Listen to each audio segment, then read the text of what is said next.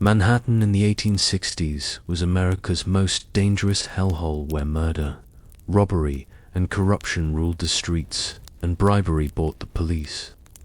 To expose this criminal underworld, a fearless investigative journalist disguised himself as a beggar and walked straight into the darkness. His name was Arthur Pember, and this is what life was really like in the deadly slums of New York. Before we start, likes and subscribes help me keep making these. Where are you listening from? Drop your city and time in the comments. Always reading them, thinking, wait, people in New Zealand listen to history stories to sleep. Okay, tonight it's 1860s New York. But hold on, get cozy first. Like actually cozy, pillows good. Blanket situation handled perfect. Trust me on this one. Your eyes open to darkness. Not the comfortable darkness of your bedroom right now, but the suffocating black of a windowless room in Water Street, New York. The year is 1868, and you've just woken up on what can barely be called a bed. A dirty husk mattress thrown onto bare wooden boards that creak with every slight movement. The smell hits you immediately. Human waste, stale alcohol, and something else. Something rotten you can't quite place. The building around you is what locals call a tenant house, though human storage would be more accurate. You're sharing this one room with an entire family. Mum, Dad, 3 kids, all piled on top of each other for warmth because there's no heat. The wall separating you from the next family might as well be paper. You can hear them fighting again. The man's drunk again.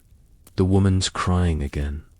The baby hasn't stopped wailing for 2 hours. Unlike your comfortable bed right now, where you can stretch out and adjust your blanket just so, here your body aches from lying on what feels like a pile of sticks covered by a thin layer of fabric. Every movement brings a new pain, a spring, a broken board, a mysterious wet spot. Get up, hisses a voice beside you. We need to be gone before the landlord comes. You're not actually living here. No, you're Arthur Pember, Oxford-educated Englishman turned investigative journalist, and you're in disguise. Today, you're a homeless beggar. Your clothes deliberately tattered, face smudged with dirt, hair wild. Tomorrow, perhaps, you'll be a drunken sailor or a lost businessman. Whatever gets you the story. I spent months researching Arthur Pember's accounts. This guy literally invented undercover journalism in America.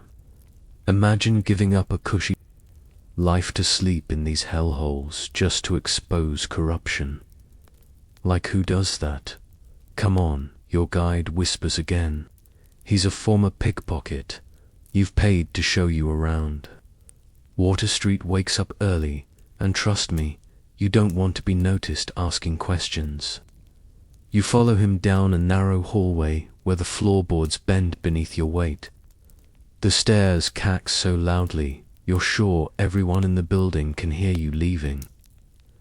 Outside, the morning air isn't the fresh relief you'd expect. It's thick with cold smoke and the stench from overflowing gutters. Welcome to the 4th Ward of New York City, the most dangerous neighborhood in America. Hold up, let me paint you a picture. Water Street isn't just bad, it's nightmare territory. Picture the worst place you've been, then make it 10 times worse. The buildings are practically falling down, packed with up to 70 families in a single structure. Streets flowing with raw sewage. Disease is basically your roommate. And this is where Arthur Pember chose to go undercover. Pember wasn't always slumming it in New York's underbelly. The dude helped found the Football Association, like actual soccer, in England in 1863. He was its first president. Then he just decided to move to America and become an investigative journalist. Talk about a career change. You know what's wild? When I was digging through his original accounts, I found out he'd assumed these elaborate disguises. He'd go from looking like a proper Victorian gentleman to a street beggar, complete with fake wounds and practiced accents. The original method actor. As you walk, your guide points out landmarks of misery. See that place? Tommy Hayden's. He's what they call a crimp. Specializes in Shanghai. Gets sailors drunk, drugs them, then sells them to ship captains needing crew. By the time the poor bastards wake up, they're halfway to China. You pass a woman slumped against a lamppost. Her bonnet has fallen down her back. Her dress is splattered with mud, and she's singing a mangled version of an old French ballad to no one in particular. She captioned, "Wishy whiskers, core is shy glonk." She slurs, one arm wrapped around the post for support, the other conducting an invisible orchestra. Your guide doesn't even slow down. "That's just Tuesday morning around here," he mutters. The gaslights cast eerie shadows as the morning fog hasn't fully lifted. Through it, you see figures moving, some heading to work at the docks, others just ending their night of crime or vice.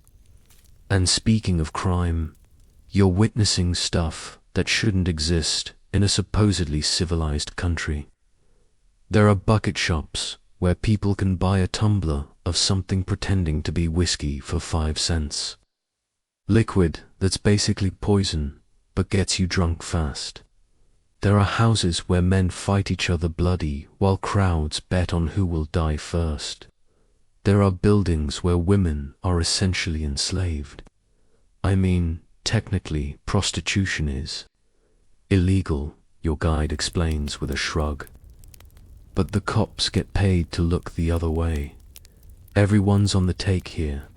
Suddenly, screams pierce the morning quiet. Your guide grabs your arm and pulls you into an alley. "Street fight," he whispers. "Don't get involved, but you're here to document exactly this." So you peer round the corner. The scene is pure chaos. Sailors, laborers, women, all tangled in a violent mass of kicking, punching, and biting. Someone's wielding what looks like a cooking ladle as a weapon. Blood splashes on the cobblestones. Look, I've read police reports from this period, and they're genuinely horrifying. This wasn't just shoving and name-calling. People died in these street fights regularly, and no one really cared. 2 police officers are in the middle of it, using their clubs freely but making little difference. Then, in a move that turns your stomach, one woman gets a man's head in what your guide calls chancery, a position where she can smash his face repeatedly while another woman is pulling her hair out by the roots. You've seen bar fights back home in England. This isn't that. This is something feral, something desperate. Wait, what about the police? You ask your guide, watching the outnumbered officers getting attacked by the very people they were trying to control. Your guide laughs. Welcome to Water Street. Even the cops don't come here unless they have to. As more police arrive and the fighters are rounded up, you and your guide continue on. The sun is finally breaking through, but it does little to make Water Street look better. In fact, the light only reveals more dirt, more decay, more desperation. "Where to first?" your guide asks. "Tommy Hayden's," you reply. "I want to see this Shanghai operation for myself." Your guide looks at you like you've lost your mind. "Are you serious? That's basically asking to wake up on a ship to Australia." "I need to see it," you insist. "I'm careful," your guide shrugs. "Your funeral." As you approach Hayden's establishment, you rehearse your cover. Story: you're a drifter looking for work, not too bright, perfect Shanghai material. The building itself looks almost respectable from the outside, a calculated facade. Inside, the air is thick with tobacco smoke and the sour smell of spilled beer. Despite the early hour, the place is busy. Sailors drinking away their pay, locals nursing cheap beers, and Hayden's runners eyeing newcomers like vultures watching dying animals. Tommy Hayden himself sits at a desk in the corner, a small, sharp-faced man with restless eyes. He's doing calculations in a ledger, probably figuring out how much a human being is worth on today's market. The Shanghai process is genius in its simplicity. A museum curator in maritime history told me when I was researching this, and utterly horrific in its execution. Here's how it worked. Hayden's runners would find men who were either drunk or could easily be convinced to drink. They'd lead them to Hayden's place for one more round. That drink would be drugged. When the victim passed out, they'd be taken upstairs and kept until a ship captain came looking for crew. The captain paid Hayden. The unconscious man was carried aboard, and by the time they woke up, they were at sea with no way back. You take a seat at the bar, trying to look both vulnerable and unremarkable. The bartender, a man with forearms like hams and scars across his knuckles, eyes you suspiciously. "What will it be?" he asks. "Whis," you mutter, keeping your eyes down like someone with something to hide. The liquid he pours is amber, but you'd bet good money it's not actually whiskey. More likely watered-down rock gut with tobacco juice for color and God knows what else for kick. You raise the glass to your lips but don't actually drink. You've heard stories about Hayden's special cocktails. A man slides onto the stool beside you.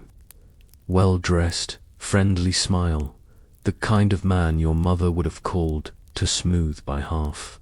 "New in town?" he asks casually, and this right here is how it begins.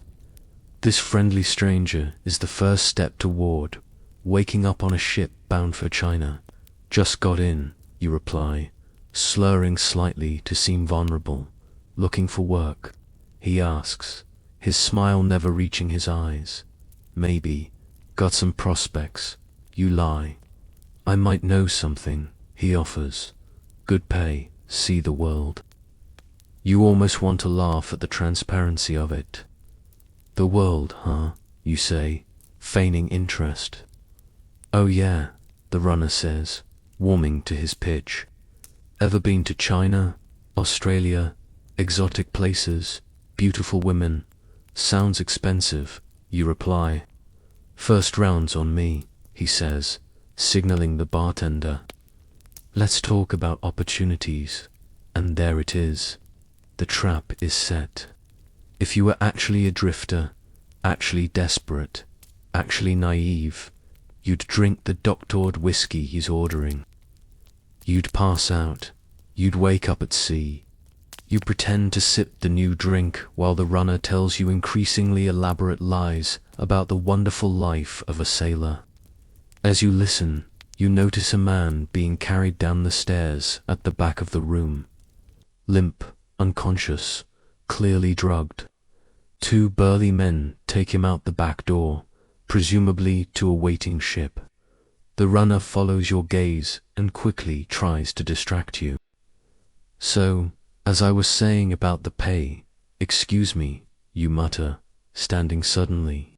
"Need the privy." Instead of heading to the back where the toilets would be, you make for the front door. The runner calls after you, but you're already pushing your way outside, heart pounding. Your guide is waiting across the street. "That was quick," he says. "Did you see enough?" "Saw them carrying someone out." You reply, still shaken by the casual efficiency of it all. "Yeah, that happens all day, all night, too."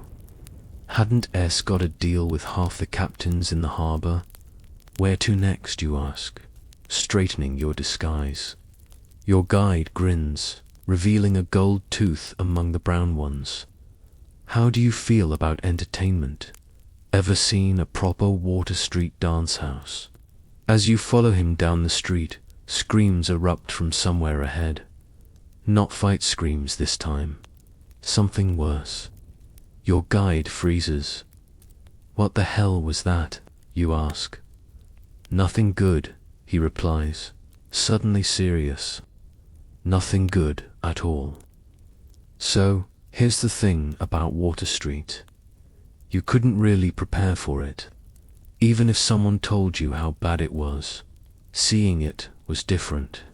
Smelling it was different. Hearing a man's screams cut short in the morning light was different. We should go another way, your guide says quickly, pulling at your sleeve. But you're here for the story. All of it, even the parts that make your skin crawl. No, you say firmly. We go toward it. Your guide looks at you like you're insane. They're going to find bits of you floating in the East River. You pull out extra money. Real journalists' money, not beggar money. Double if we check it out. He stares at the cash, then at your face, your funeral, he says for the second time that morning. As you move cautiously toward the source of the screams, the busy street has gone strangely quiet. People are suddenly finding reasons to be elsewhere. Heads down, walking fast. Whatever happened, your guide whispers. Nobody saw nothing. That's how it works here. You see something, you forget it immediately. You round the corner and immediately wish you hadn't. All right, that's a good chunk. Let me know when you're ready for the next part. The body is face down in the gutter, one arm twisted at an unnatural angle.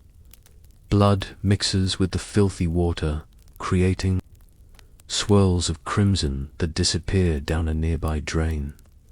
People step around it, not over it, giving the corpse a wide berth as they continue their morning business. Jesus, you whisper. Shouldn't someone do something? Your guide looks at you like you've suggested flying to the moon. Like what? Send for his family. Half the people here don't have families. The other half, their families don't want to know them. The police then, he snorts. They'll be by eventually. Body will go to Potter's Field if nobody claims it. Circle of life in Water Street. The casual acceptance of death here makes your skin crawl. Back in London, a dead body in the street would cause hysteria, crowds, authorities. Here, it's just Tuesday. You pull out your notebook. A risky move in your beggar disguise and quickly jot down notes. The dead man is youngish, maybe 30. No obvious signs of who he was or how he died, besides the pool of blood beneath him, suggesting a knife wound. Put that away, your guide hisses. You trying to get us both killed. You pocket the notebook just as a police officer saunters up to the body. He nudges it with his boot size heavily, then signals to someone down the street. 2 men with a cart appear, lift the corpse unceremoniously, and toss it in the back like a sack of potatoes. That's it, you ask, unable to hide your shock. No investigation, no questions. What's to investigate? Man's dead. Happens every day. The officer notices you watching and narrows his eyes. Your guide grabs your arm and pulls you away. Don't make eye contact with the law, he mutters. Not in that get-up. They'll run you in just for looking suspicious. As you turn the corner, your guide relaxes slightly. So, dance house next. Much more pleasant than corpses. The dance house doesn't look like much from the outside. Just another dilapidated building on a street full of them. A crudely painted sign reads, Sailors Retreat. though you suspect few sailors have found actual refuge within. Inside, the air is thick with tobacco smoke, cheap perfume, and the unmistakable smell of unwashed bodies. The place is divided into two sections: a bar area where men of questionable character lean against the counter and through a partition, a dance floor where the real business happens. 10 cents gets you in, says a mountain of a man guarding the entrance to the dance floor. Your guide hands over the money and the bouncer steps aside, revealing what can only be described as a vision of hell disguised as entertainment. Dance floor itself is sticky with spilled drinks and God knows what else. Around the edges, benches line the walls where women in shockingly brief costumes sit with sailors and dock workers. The term costume is generous. They're essentially undergarments, dyed bright colors, displaying more skin than you'd see at most beaches. Their dresses seem rather scant, you comment to the proprietor, a sleazel-looking man who's also the self-proclaimed band leader. "Oh, they've got enough for the purposes of decency," he replies with a wink. "You've been in some rough establishments in London, but nothing like this." The women range from young girls who cooey on to be more than 15 to weathered veterans of 40 or 50. Some look bored, others desperate. A few seem completely intoxicated.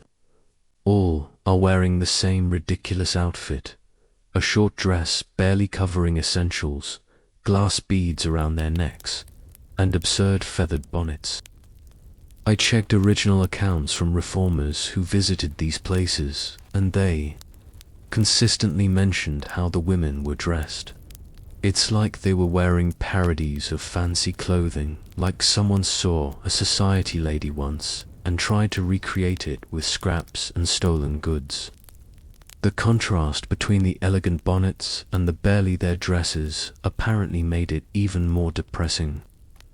The proprietor takes his seat in what he grandly calls the orchestra, a violin, banjo, and tambourine, and shouts, "Now, young ladies," a quadrille, if you please, before launching into a tuneless melody. The women drag their partners to the floor, putting on exaggerated airs and graces that border on mockery of high society dancers. The men stumble along, most too drunk to follow even the simplest steps. They say John Allen's place used to be the wildest, your guide tells you, nodding toward a building across the street. He reformed though, or pretends he did. Missionaries paid him off. Missionaries, oh yeah, religious folks come down here trying to save souls. Mostly they get robbed, but sometimes they make deals. Paid Allen a month's rent to use his dance hall for prayer meetings. A sailor nearby overhears and laughs. Allen took their money and only let them use it 2 weeks. Clever bastard. You watch as a sailor who can barely stand attempts to waltz with 2 women at once, creating a bizarre 3-person tangle that ends with all of them crashing into a table. They prefer the shuffles. Your guide explains. Sailors can't really do the fancy dances with their sea legs, too wobbly. One particularly drunk sailor slaps the shoulder of a scrawny woman with long and thin legs and calls her old number 11, which sends the other dancers into fits of laughter. Your detective signals to one of the women who isn't currently entertaining a customer. She saunters over, and you're struck by the contrast between her crude outfit and her refined speech. "You're new," she says, looking you up and down. Despite your beggar disguise, she seems to sense you're different. "Just passing through," you reply. She laughs. A surprisingly musical sound in this den of misery. That's what they all say. Yet here they all are, month after month. "How long have you been here?" you ask. 7 years, she replies, then leans closer as if sharing a secret. I'm from a good family, you know, very well educated. My mother's a widow lady with independent means in Scotland. You've heard similar stories in London's brothel. Tales of Gentile upbringings and tragic circumstances. Sometimes they're true. Got into trouble when I was young, she continues. Had to run away. Thank God my poor mother thinks I'm dead. It would kill her to see me here. She gestures around the room. You'd be shocked how many girls here are well educated and from good families. Many can speak 2 or 3 languages, play the harp and piano, sing opera, but once you're in this life, you can't get out. Her eyes drift to a young girl, barely more than a child, being poured at by a drunken dock worker. Many girls in these houses have parents living in style uptown. They'd never admit their daughters work here. Before you can ask more, the proprietor shouts for another dance, and she's pulled away by a customer. You make your way to the bar, where a bald man with massive forearms is pouring drinks. What will it be? He asks. Whatever's least likely to blind me, you reply. He laughs and pours something amber into a dirty glass. Smart man. The cheap stuff's basically poison. Been working here long? You ask, pretending to sip. Long enough to see it all, he replies. The girls come and go. The sailors come and go. Even the buildings come and go. Fire takes one, they build another. Only things that stay the same are the booze and the misery. Through the window, you notice a crowd gathering outside a building down the street. What's happening there? The bartender squints. Ah, that's Kit Burns' place. Probably a rat-baiting match about to start. Your guide, who's been nursing a beer nearby, perks up. You want to see something really Water Street? That's it, right there. Rat-baiting. You've heard of it. A blood sport where terriers are pitted against rats in a pit with bets placed on how many rats the dog can kill in a given time. It's outlawed in many places, but thrives in neighborhoods like this. Let's go, you say, curiosity overcoming disgust. As you approach Burns's establishment, a crudely painted sign identifies it as Sportsman's Hall.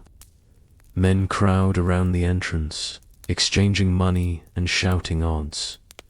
Inside, the place stinks of beer, sweat, and rat. The main attraction is a pit in the center of the room, surrounded by tiered seating that your guide informs you can hold up to 500 spectators.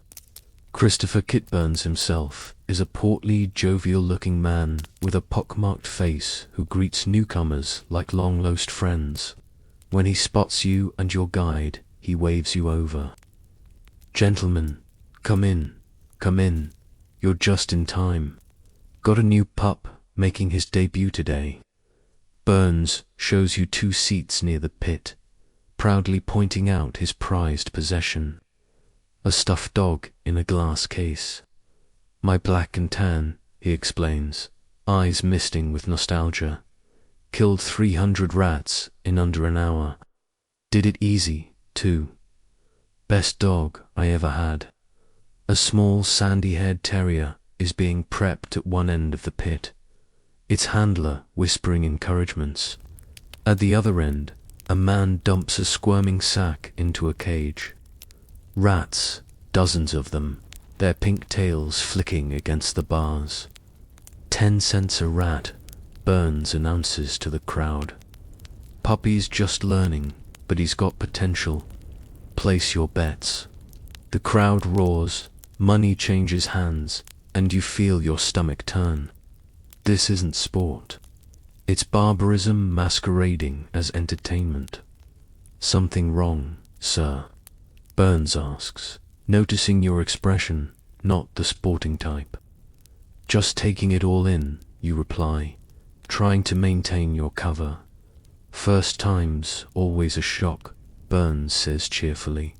But rats are vermin. See, bad for business, bad for health. We're providing a public service, really. The way he says it, you almost believe he believes it. That Burke fellow's trying to shut me down. Burns continues, suddenly indignant. Says it's cruel to rats for God's sake. But they're vermin, sir. Always have been. Burke, you ask. Society for Prevention of Cruelty to Animals, your guide whispers. New thing, rich people worried about horses and such. Burns overhars and snorts. They pray for me every day at the mission house at noon. Not by name, mind you. Poor Kit Burns comes in the general catalogue of wicked, unrepentant sinners. His face twists into an expression of mock piety. Then he bursts into laughter, slapping his knee. A bell rings. The dog is released and the crowd erupts as it tears into the cage of rats. You look away, but the sounds tell the story. Squeals, growls, the wet snap of small bones. Isn't this illegal? You ask your guide under the cover of the crowd's roars. He shrugs. Probably, but who's going to enforce it here? The cops. Half of them have money on the dog. After what feels like an eternity, another bell rings. The handler retrieves the blood. Spattered dog who prances around proudly as Burns counts the rat carcasses. 17, he announces. Not bad for a first-timer. Money changes hands as bets are settled. Burns catches your eye and grins. Coming back for the big match Saturday. Got a champion coming in from Brooklyn. They say he can do 100 in 10 minutes. We'll see, you reply non-committally. Outside you gulp fresh air, though fresh is relative on Water Street. You all right there? Your guide asks, noticing your pale face. Some people can't stomach it their first time. I'm fine, you lie. Where to next? Your guide studies you for a moment, then jerks his thumb toward a dingy building down the street. Bucket shop might as well see the whole tour. The bucket shop is somehow even more depressing than the rat pit. Men in various stages of dissolution hunch over glasses of cheap liquor, drinking not for pleasure, but for oblivion. They call it a bucket shop because you can get a bucket of this stuff for practically nothing. Your guide explains. It's not whiskey, though they pretend it is. More like turpentine with tobacco juice for color. The patrons don't even look up when you enter. They're focused entirely on their drinks, as if the bottom of those glasses holds some answer they've been seeking their whole lives. This is what kills most of them, your guide says quietly. Not the knives or the fights or the diseases, just this slow suicide by the glass. You notice a woman in the corner, her once fine dress now tattered and stained. She catches you looking and gives a smile that reveals several missing teeth. Want to buy a lady a drink, handsome? She calls. Before you can answer, the door bangs open and a police officer steps in. The atmosphere shifts immediately. Backs straighten, eyes dart to exits. The officer scans the room, then zeroes in on your guide. You, he says, pointing outside now. Your guide looks momentarily panicked, then resigned. Wait here, he mutters to you. Don't talk to anyone. As he follows the officer outside, you're left alone in a room full of Water Street's most desperate residents. A man sidles up next to you, his breath foul enough to make your eyes water. First time in the fourth, he asks, swaying slightly. That obvious, you reply, maintaining your beggar persona, but allowing some of your natural accent to slip through. You got all your teeth and no visible wounds, the man says with a wheezing laugh. dead giveaway. Just looking for work, you say, sticking to your cover story. The man leans closer. What kind of work? 'Cause I might know people looking for help. Specialized help. Good with your hands. You're being recruited for something criminal. Theft, perhaps, or worse.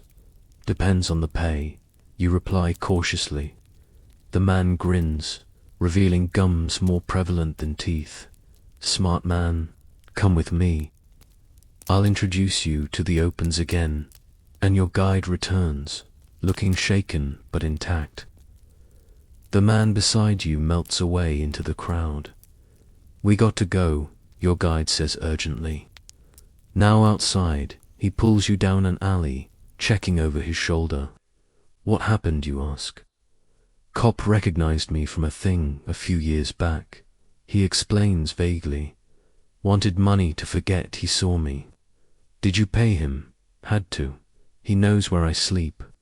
Your guide runs a hand through his greasy hair. This is why I don't usually come to the 4th in daylight. Too many people remember me.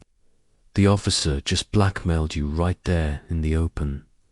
Your guide laughs bitterly. Welcome to New York, my friend. The cops are just another gang with badges. When I looked into police corruption in this era, it was eye-opening. There's documented evidence of officers running protection rackets, taking bribes, and even participating in crimes. The line between law enforcement and criminals was basically non-existent in neighborhoods like Water Street. As you walk, your guide points out more landmarks. Brothel thinly disguised as boarding houses, opium dens, behindies, gambling operations in basement. Water Street isn't just a place, you realize. It's an ecosystem of vice. Each establishment feeding into the others in a closed loop of misery. Or, over there's the Oak Street Station House, your guide says, nodding toward a relatively solid-looking building where they take you if you are really lucky enough to get arrested and not just beaten in the street. Is that good luck, you ask? Better than being found in the river sometimes. You remember the details from the transcript in that very station house. Pembo once witnessed a sailor charging a boarding house crimp with assault.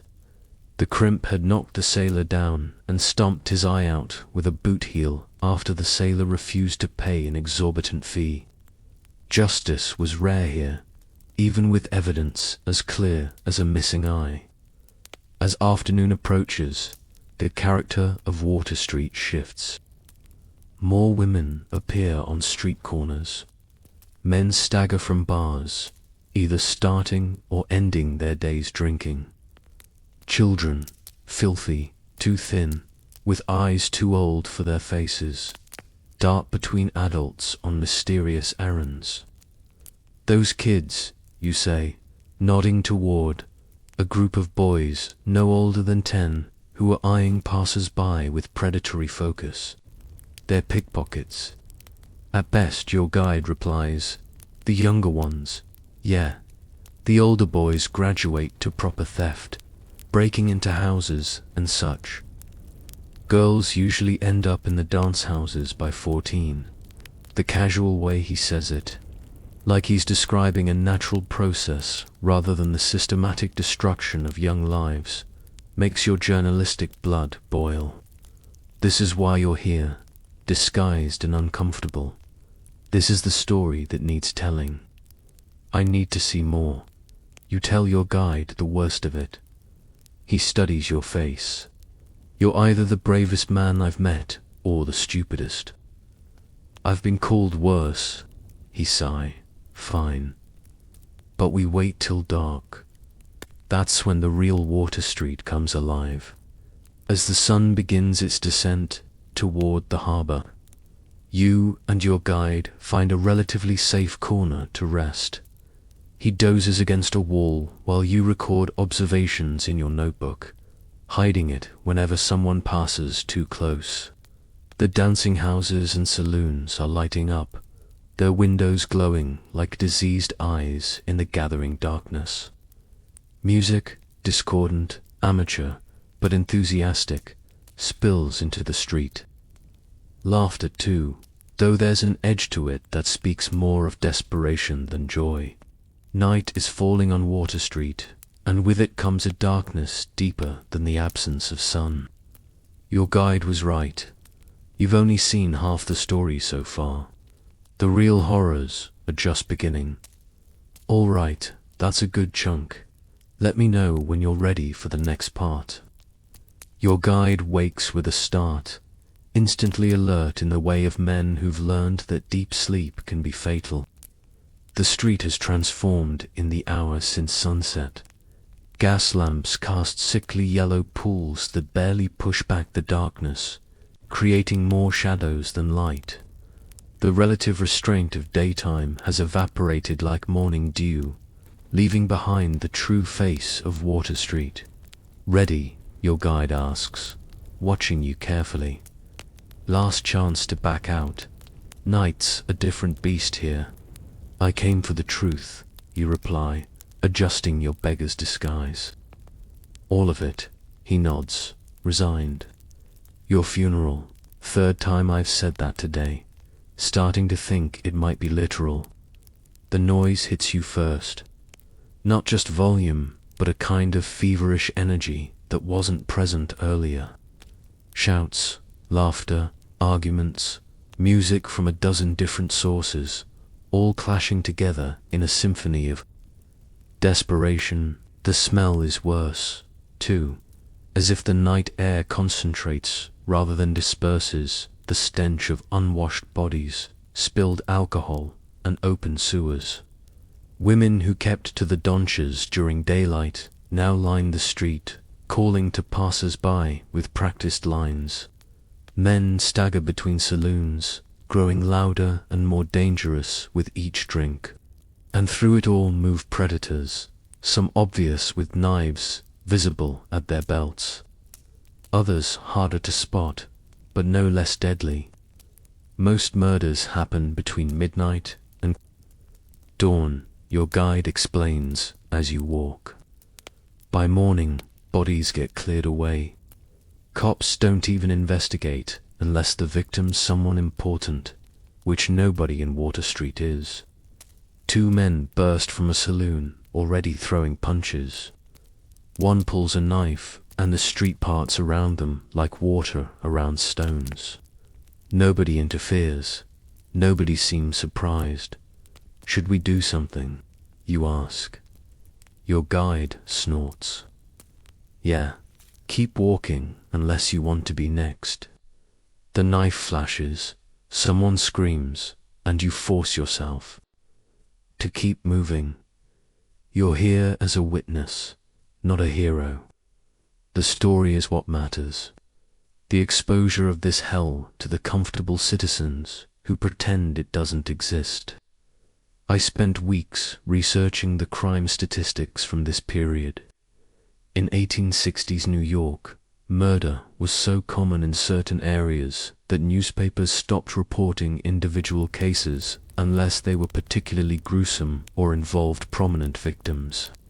They just list numbers at the end of the week. 5 stabbings, 3 shootings, 4 unknown causes. Human life was incredibly cheap. Where to first? Your guide asks. You consider those alleyways you pointed out earlier, single and double. I want to see inside. He gives you a strange look. You sure? Not much to see, but misery stacked floor to ceiling. That's exactly what I need to document. Single alley is aptly named. A narrow passage between buildings with just one face to the street. The entrance is barely wide enough for 2 people to pass, and the smell that wafts out makes your eyes water. Human waste, rotting, food, and the unmistakable sweet sour odor of disease. 70 families in there, your guide says, nodding toward the dark moor. 1 privy in the back. No running water, no ventilation, And double alley, same deal, but twice as big. 140 families, give or take. They take in lodgers, too. So, figure close to 1,000 people packed in there. You do the math in your head. That's at least 5 people per room, often more, in spaces barely larger than closets. I need to see inside, you insist.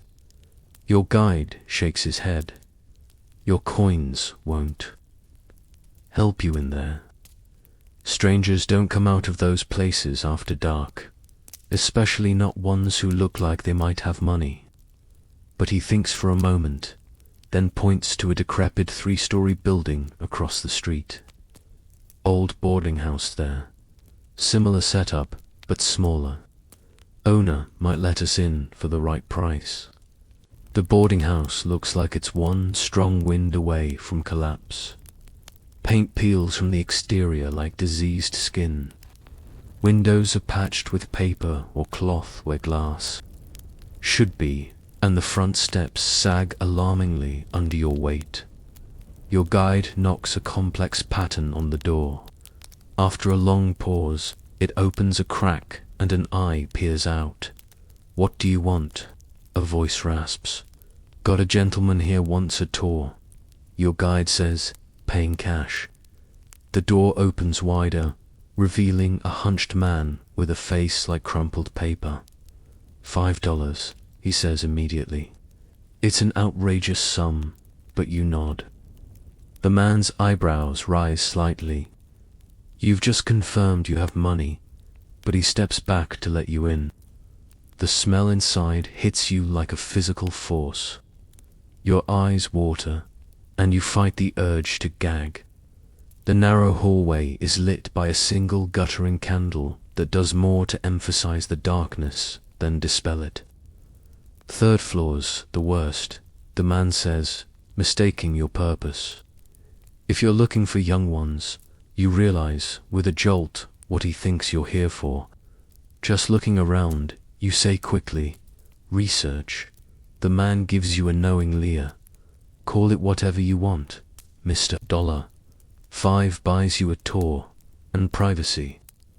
What happens after ain't my business. You press the money into his palm and he gestures toward a rickety staircase. "Help yourself. Knock before entering or you might get a knife for your trouble." As you climb the stairs, the wood groaning beneath your feet, your guide whispers, "He thinks you're shopping for company, I gathered. Play along. Safer that way." The first floor is divided into tiny rooms, doors half open to reveal cramped spaces occupied by multiple people. In one, a family of 6 sits on a single mattress, sharing what looks like a loaf of bread. In another, 2 women sew by candlelight, their fingers moving with mechanical precision despite the dim light. A child, perhaps 4 years old, stares at you from a doorway, her face smudged with dirt and something darker that might be blood. When you meet her eyes, she doesn't look away or show any emotion. There's a hollowness there that no child should possess. The second floor is worse. The rooms are smaller, the occupants more numerous. The air is thicker too, heavy with the smell of unwashed bodies, cooking grease, and the sickly sweet odor of consumption. Tuberculosis, the disease that thrives in crowded, unsanitary conditions. A coughing fit erupts from behind one door. The violent tearing sound of lungs fighting for air. Nobody reacts. It's background noise here, as common as the creaking floorboards. Third floor, your guide murmurs, nudging you toward the final staircase. As you climb, you hear noises that make your skin crawl. A woman's forced laughter, a man's grunt, a child crying softly, continuously, hopelessly. The third floor is where they keep the hopeless cases. The women too old or sick to work the streets, but young enough to serve the most desperate customers. The children sold by parents who couldn't feed them. The opium addicts who lie on bare mattresses in a half-conscious daze.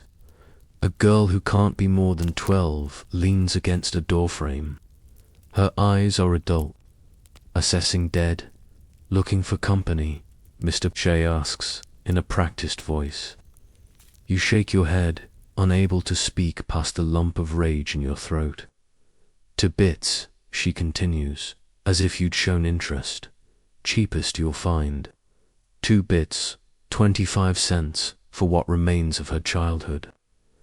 You want to grab her, run out of this hellhole, take her somewhere safe.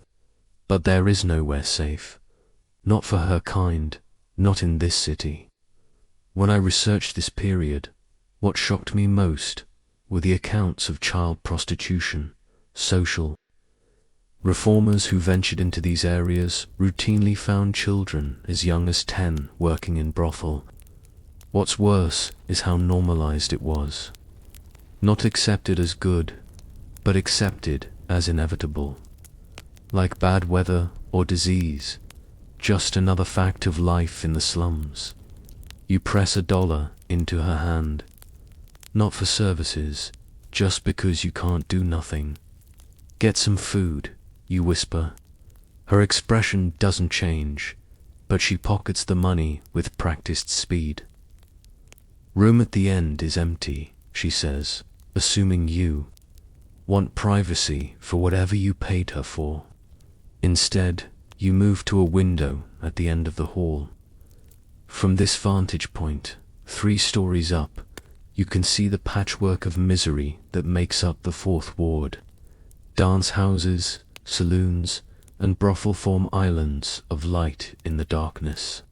Between them flow rivers of humanity, drunk, desperate, dangerous. Can you imagine growing up here? You ask your guide quietly. Don't have to imagine, he replies. Born 2 blocks over, you turn to look at him with new understanding. How did you get out? Who says I got out? He laughs bitterly. I'm still here, ain't I? Just learned to navigate better than most. Learned who to avoid, who to pay, when to run. In the street below, a fight erupts outside a saloon. Even from this height, you can hear the crack as a bottle breaks over someone's head. The victim drops like a stone, and the attacker goes through his pockets before anyone can intervene. We should go, your guide says. Seen enough, almost. You turn from the window. I need to understand how the police fit into all this. They can't all be corrupt. Follow me, your guide says, with a grim smile. I'll show you exactly how the law works in Water Street. Back on the street, the night has deepened, but the activity has only increased. Your guide leads you to a saloon that from the outside looks no different from the dozens of others you've passed. Inside, however, the clientele is unexpected. Uniformed police officers fill half the tables, drinking alongside the very criminals they should be arresting. Money changes hands openly, not for drinks, but for what are clearly payoffs. A burly sergeant laughs with a man you recognize as a bouncer from one of the dance houses, both of them counting cash under the table. Monthly collection, your guide explains in a low voice. Brothel, gambling dens, dance houses. They all pay for protection, not from criminals, from the law itself. They're just taking bribes in the open. Who's going to stop them? The other cops. He snorts. System works for everybody except the poor bastards at the bottom.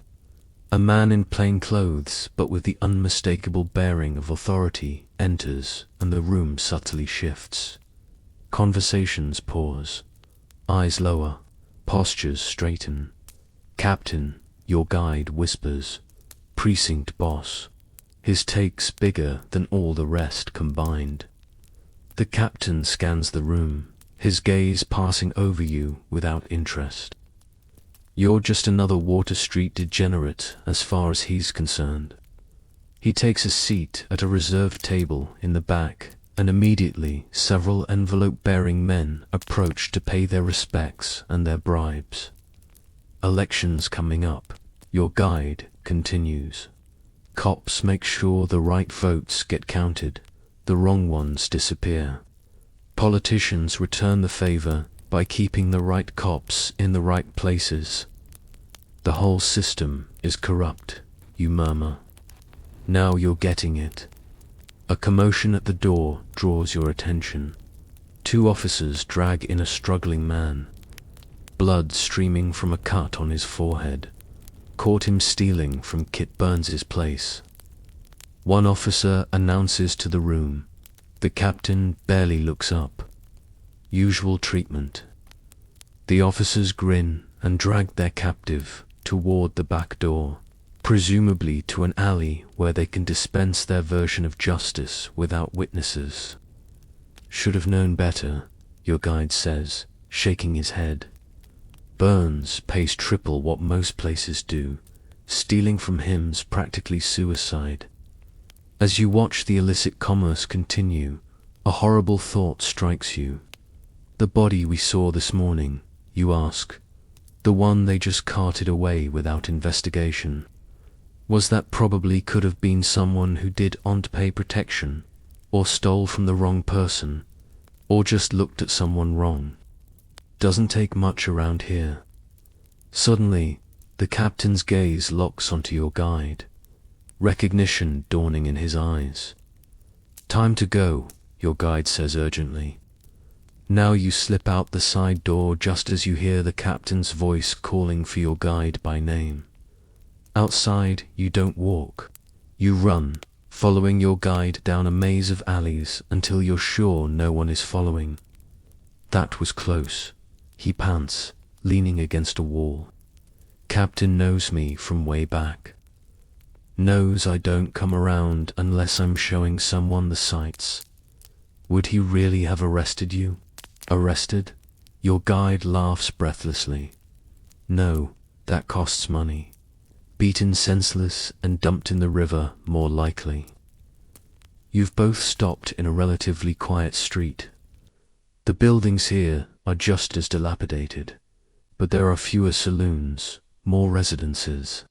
From an upper window comes the sound of a baby wailing, high and desperate. This is where families live, your guide explains, recovering his composure. The ones trying to stay decent anyway, work the docks, the factories, whatever they can find. As if on cue, a door opens, and a man in workman's clothes emerges. He looks exhausted, shoulders slumped under an invisible weight. Night shift, your guide explains. Poor bastard probably works 16 hours a day, comes home to a place not much better than that boarding house, tries to keep his family fed. How do they survive, you ask? Some don't. Some turn to crime eventually. Some just endure. Get up every day and do it all again until they can't anymore.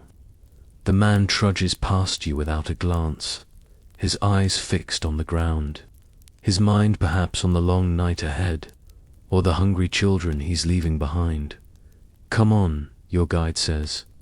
One more stop, got to be quick though. Captain might have people looking for us. He leads you to a building that, despite its shabby exterior, has a certain dignity lacking in its neighbors. A small sign identifies it as a mission house. Religious folks, your guide explains, set these up to save souls. Mostly, they just provide a warm place to sit and some soup if you're willing to listen to preaching. Inside, a small group has gathered, mostly women and a few elderly men. A gay-haired preacher stands at the front, reading from a Bible by lamplight. His voice is hoarse but passionate as he describes the rewards awaiting the faithful in heaven. For most of these people, your guide whispers, the promise of a better afterlife is the only hope they've got. You scan the faces of the congregation, worn, tired, but somehow still holding on to something. Faith, perhaps, or just the simple comfort of being somewhere warm and relatively safe for an hour. None of the notorious figures you've encountered today, not Tommy Hayden, not Kit Burns, not the dance house proprietors, are present. The mission's reach extends only to those already at the bottom, not to those who profit from putting them there. They try, your guide says, with surprising gentleness. These church folks, they just don't understand. Telling someone who's starving that God loves them doesn't fill their belly. Telling a girl who's been on the street since she was 12 that Jesus forgives her does ungive her anywhere else to go. A woman near the back notices you watching and meets your gaze. There's no hope in her eyes, no faith despite the sermon washing over her, just a dull acceptance of her lot. I interviewed a historian who specialized in reform movements of this era.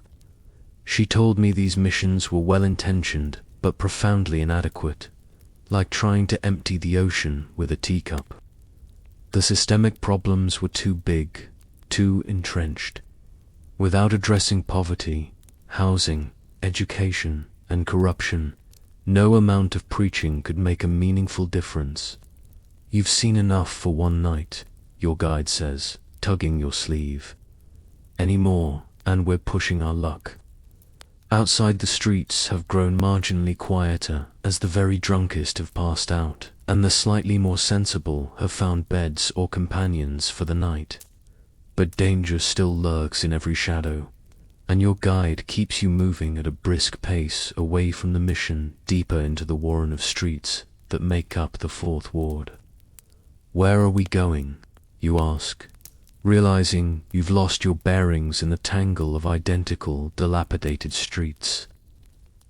Oh, safe house, he replies cryptically. Can't take you back to your hotel looking like that, and can't stay on the streets all night. Not after the captain saw us. As you turn a corner, a figure detaches from the shadows ahead. A police officer, billy club already drawn. You there, he calls. Stop where you are. Your guide freezes, then whispers from the corner of his mouth. When I move, run. Don't look back. Don't stop. Head for the docks. Before you can respond, he shouts.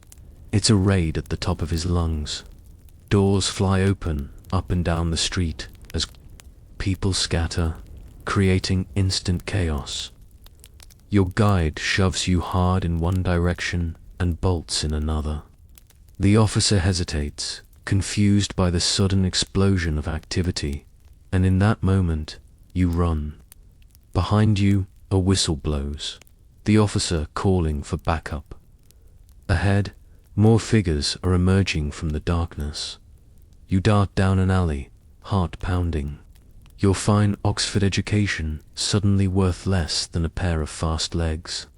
The docks loom ahead, a forest of masts and rigging silhouetted against the night sky. Somewhere in that maze of ships and warehouses, you might find safety, at least until morning.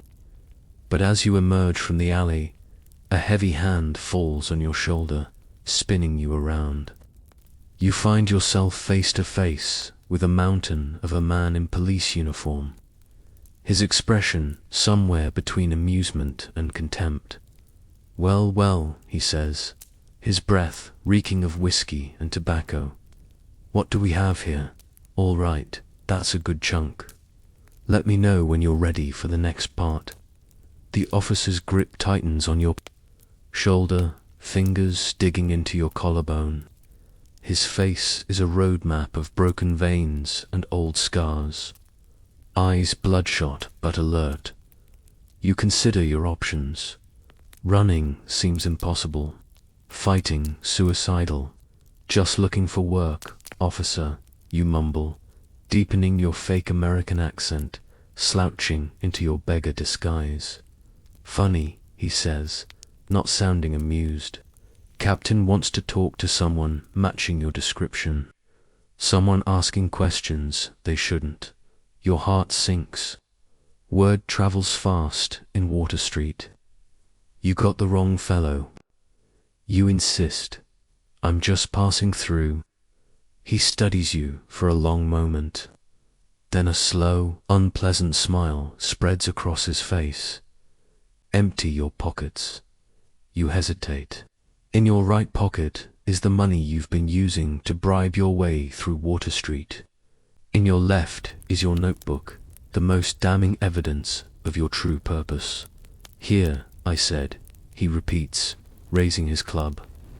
Empty them.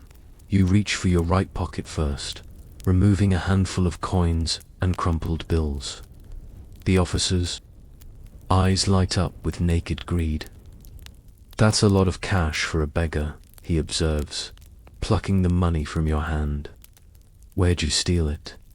Didn't steal it? You protest weakly. Saved up other pocket, he demands, already pocketing your money. You reach slowly for your left pocket, mind racing for a solution. The notebook will give you away instantly. No beggar carries detailed observations of criminal operations. As your fingers close around it, a shout echoes from nearby, followed by a crash. The officer's head turns instinctively toward the sound. In that split second, you make your decision. Instead of removing the notebook, you drive your knee upward with all your strength. It connects satisfyingly with the officer's groin. He folds like a house of cards, gasping. You don't wait to see him recover. You run faster than you've ever run in your life, plunging into the maze of warehouses along the waterfront.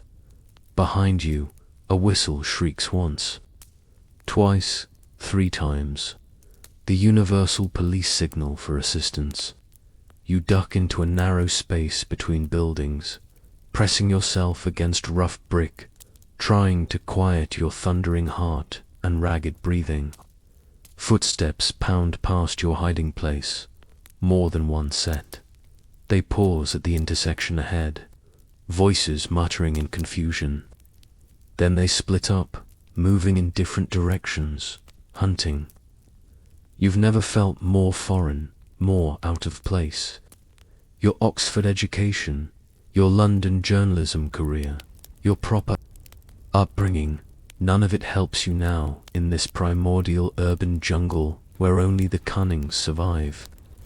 When the footsteps fade, you creep from your hiding spot, moving deeper into the warehouse district. Most buildings are locked tight, but eventually you find one with a broken window at ground level. You squeeze through, ignoring the glass that tears at your already ragged clothes, and find yourself in near total darkness. The warehouse smells of coffee beans and rat droppings.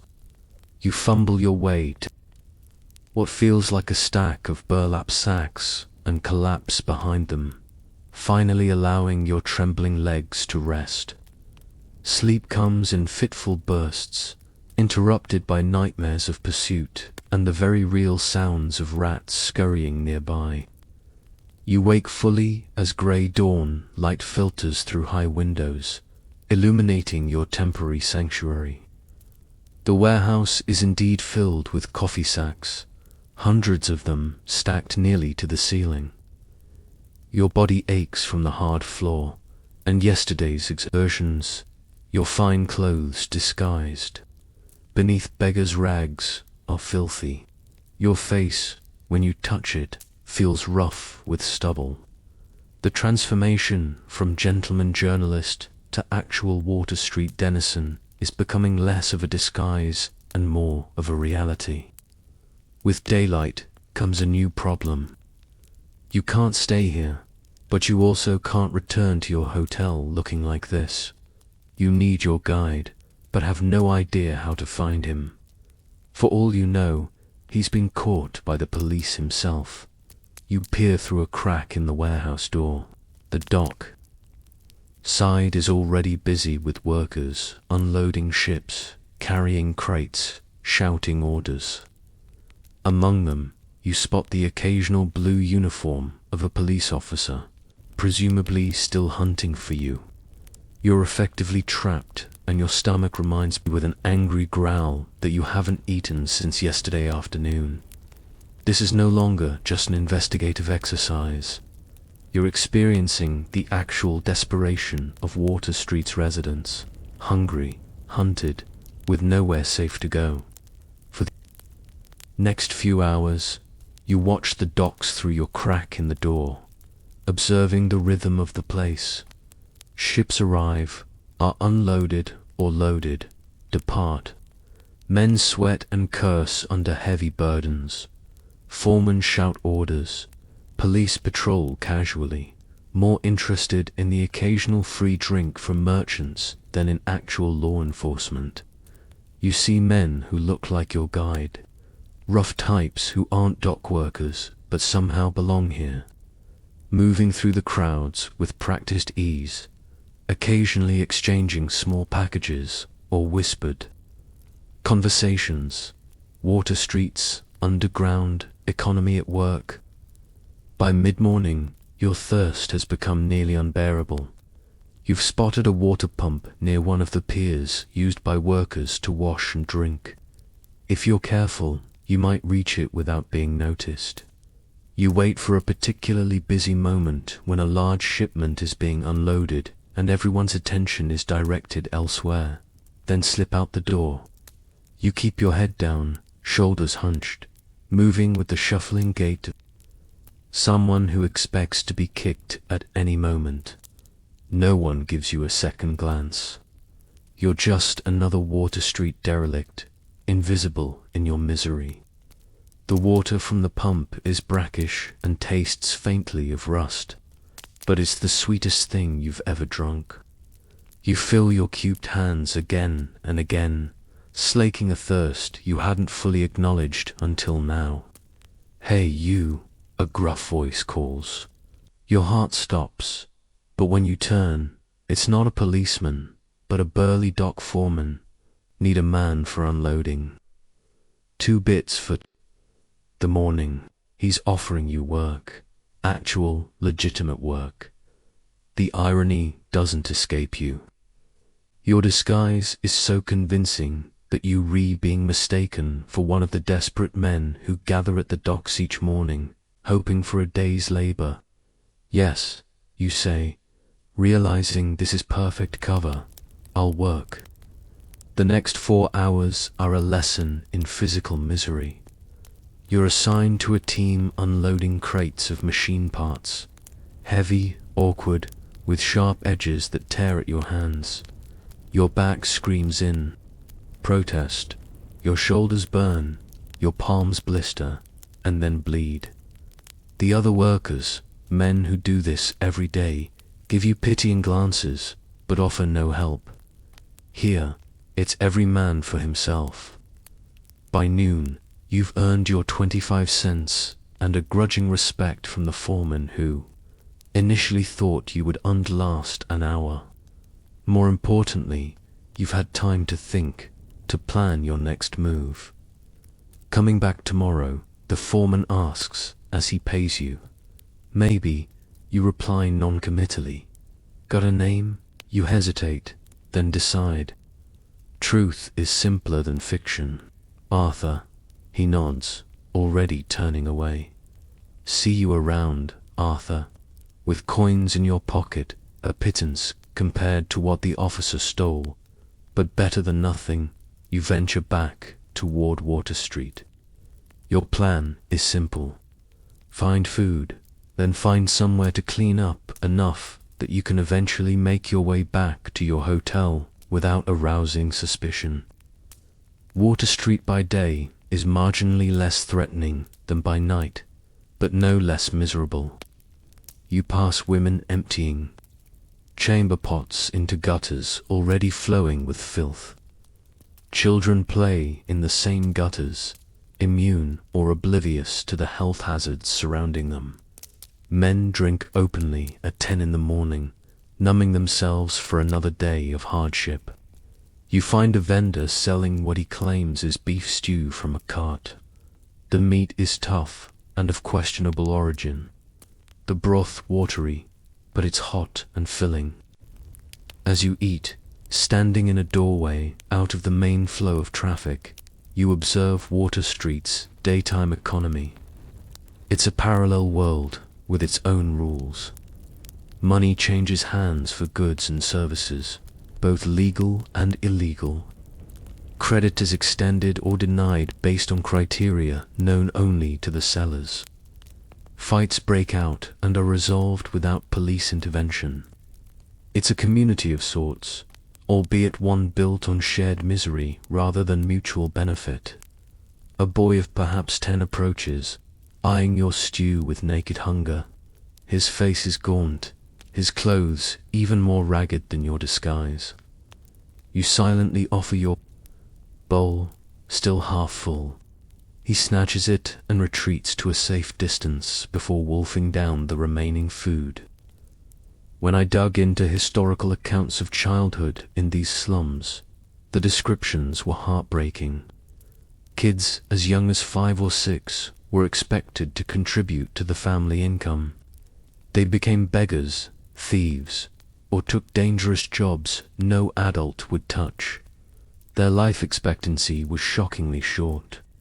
Many didn't reach adulthood due to disease, accidents, or violence. The boy finishes eating and looks up, meeting your gaze. There's no gratitude in his expression, just the weary calculation of someone always looking for the next meal, the next opportunity, the next threat. "You need work?" he asks suddenly. My P knows people. "What kind of work?" you ask cautiously. The boy shrugs. "Different kinds. Depends what you're good at." You recognize a recruitment attempt when you hear one likely for the same criminal enterprises you've been investigating. Even children are part of the system here. "I'm just passing through," you say gently. "But thanks." The boy doesn't seem offended. He simply nods and disappears into the crowd, already looking for someone else to approach. As noon turns to afternoon, you continue wandering, keeping a careful eye out for police while trying to get your bearings. You pass a building. You recognize the Oak Street station house where you began your Water Street journey before everything went sideways. A commotion at the station house door catches your attention. A group of men are dragging a bloodied sailor into the building. His face is a mess, and most disturbingly, where his left eye should be is just a bloody socket. I checked police records from this period, and they're full of similar reports. Horrific injuries barely investigated, especially when the victims were sailors or immigrants. The concept of civil rights was basically non-existent for the poor. You drift closer, adopting the casual interest of a street dweller with nothing better to do. The sailor is shouting accusations at another man, presumably his attacker, who is being held by 2 friends, straining to get at the injured man. He stamped my eye out. The sailor roars, knocked me down and stamped it right out with his boot. "Lying Navy scum." The other man shouts back. You tried to skip on your bill. You recognize the type immediately from your research. A boarding house crimp. One of those men who provide lodging to sailors at extortionate rates, often through deception. When the sailors can't pay, violence typically follows. A crowd gathers as the men are taken inside, the entertainment value of the spectacle briefly overcoming Water Street's usual every man for himself mentality. You hear people placing bets on whether the crimp will face charges or be released. 10 says he walks. A man next to you mutters to his companion. His cousin's on the force. No bet, his friend replies. Justice is for people with money.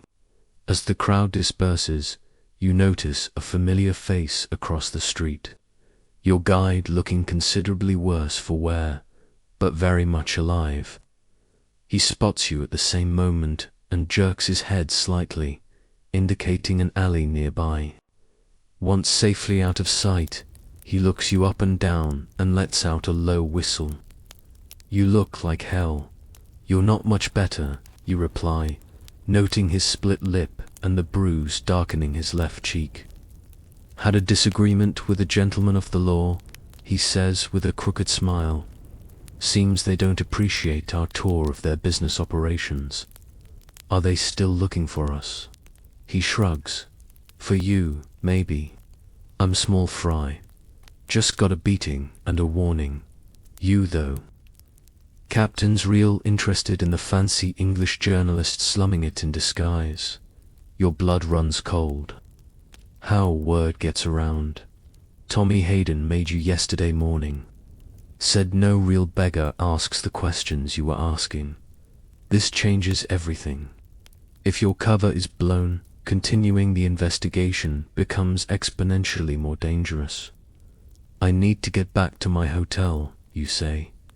Clean up, regroup. Your guide nods. Got a plan for that. Follow me, but stay back a bit. I'll signal if the coast is clear. He leads you through a bewildering series of alleys and side streets, occasionally stopping to check for followers or police. Eventually, you reach a nondescript building that turns out to be a public bathhouse, one of the few in the area. 2 bits gets you hot water and soap, your guide explains. Worth every penny. You clean up. I'll find you some clothes that won't scream gentleman in disguise. The bathhouse is basic but functional. A series of private stalls with metal tubs. A far cry from London's elegant bathing establishments, but heaven after your recent experiences. The hot water turns grey almost immediately as you scrub away the accumulated filth of Water Street. As promised, your guide returns with clothes. Simple workman's attire that will help you blend in better than either your gentlemanly clothes or the beggar disguise. What now? He asks as you emerge, transformed once again. I'm not finished, you say firmly. I came for the story, and I'm going to get it. He looks at you like you've lost your mind. They know who you are now. It's not safe. It never was, you point out. But now I need to be smarter about it. Less direct observation, more interviews. Your guide's eyebrows rise. Interviews with who? Anyone who will talk. Former residents who've gotten out. Police who might be sympathetic to reform. Religious workers from the missions. He considers this, then nods slowly. Might work. Less dangerous than wandering around Water Street at night. Anyway, can you help me find people to talk to? Maybe for the right price. His entrepreneurial spirit remains undimed by your recent troubles. You count your remaining money, pitifully little after the police officer's theft. I'll need to get more cash from my hotel. Risky, your guide warns. They might be watching it. He has a point. The corrupt police of Water Street would think nothing of staking out a hotel to catch a troublesome journalist. Then I need to get a message to my editor at the Tribune, you say. Let him know what's happening. Get some funds. Your guide scratches his chin thoughtfully. I know a kid who can run messages. Reliable, fast, and knows how to be invisible. Cost you though, how much? $1 for him, $1 for me for setting it up. It's steep, but necessary. You hand over your last $2, then scribble a note to your editor on a page from your notebook, explaining your situation and requesting funds. Where will I find you after? You ask your guide, pockets the note and money. Boarding house on Cherry Street. Grey door, brass knocker. Knock 3 times, then 2. Say Mike sent you.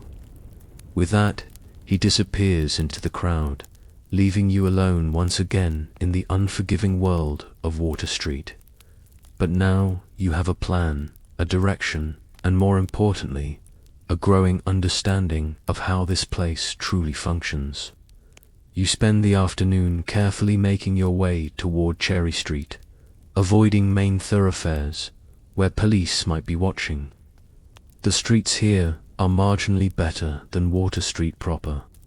Still poor, still dangerous, but with a higher proportion of working families versus outright criminals. Women hang laundry from windows, the meager garments flapping like surrender flags in the breeze. Children play games with sticks and stones that have rules known only to them. Men sit on stoops, smoking pipes, or simply staring into the distance with the vacant eyes of the chronically exhausted. This is the working poor's Water Street. People one missed paycheck away from the dance houses or criminal gangs clinging desperately to whatever respectability they can maintain. Their struggle is different from the outright criminality you witnessed before, but no less deadly in its way. They fight against time, against illness, against the grinding machinery of poverty that wears them down day by day. You pass a woman teaching her daughter to sew by the light of their open door, her needle flashing in the sun as she demonstrates a stitch. The girl, perhaps 7, watches with solemn concentration. This is her inheritance. Not land or money or education, but the skills to barely survive in a world stacked against her. As evening approaches, bringing with it the more dangerous elements of Water Street life, you finally locate the boarding house, grey door, brass knocker, just as described. You knock 3 times, then 2, and wait, hoping your guide's message has already reached your editor at the Tribune. The door opens a crack and a woman's face appears, lined with age and hardship, but with eyes that miss nothing. "Mike sent me," you say quietly. She nods once and steps back, opening the door just wide enough for you to slip inside. The hallway beyond is dark, the air heavy with the smell of boiled cabbage and too many people in too little space. But compared to what you've seen, it feels almost welcoming. "Room at the top," she says, her voice raspy from what might be illness or might be gin. "Don't make noise. Don't bring trouble." You climb the narrow stairs, each step creaking alarmingly beneath your weight. At the top floor, a single door stands ajar. Inside is a tiny room with a narrow bed, a cracked wash basin, and a chair missing one leg propped against the wall to stay upright. It's hardly luxury, but it's private and relatively clean, a safe harbor in the storm of Water Street. Through the room's single window, you can see the neighborhood spreading below you, the first lamps being lit as darkness falls. Tomorrow you'll continue your investigation, but with a new approach. Tonight you'll rest, record your observations in your notebook, and prepare for whatever Water Street throws at you next. Because despite the danger, despite nearly being caught, despite everything you've seen, you know one thing with absolute certainty: this story needs to be told.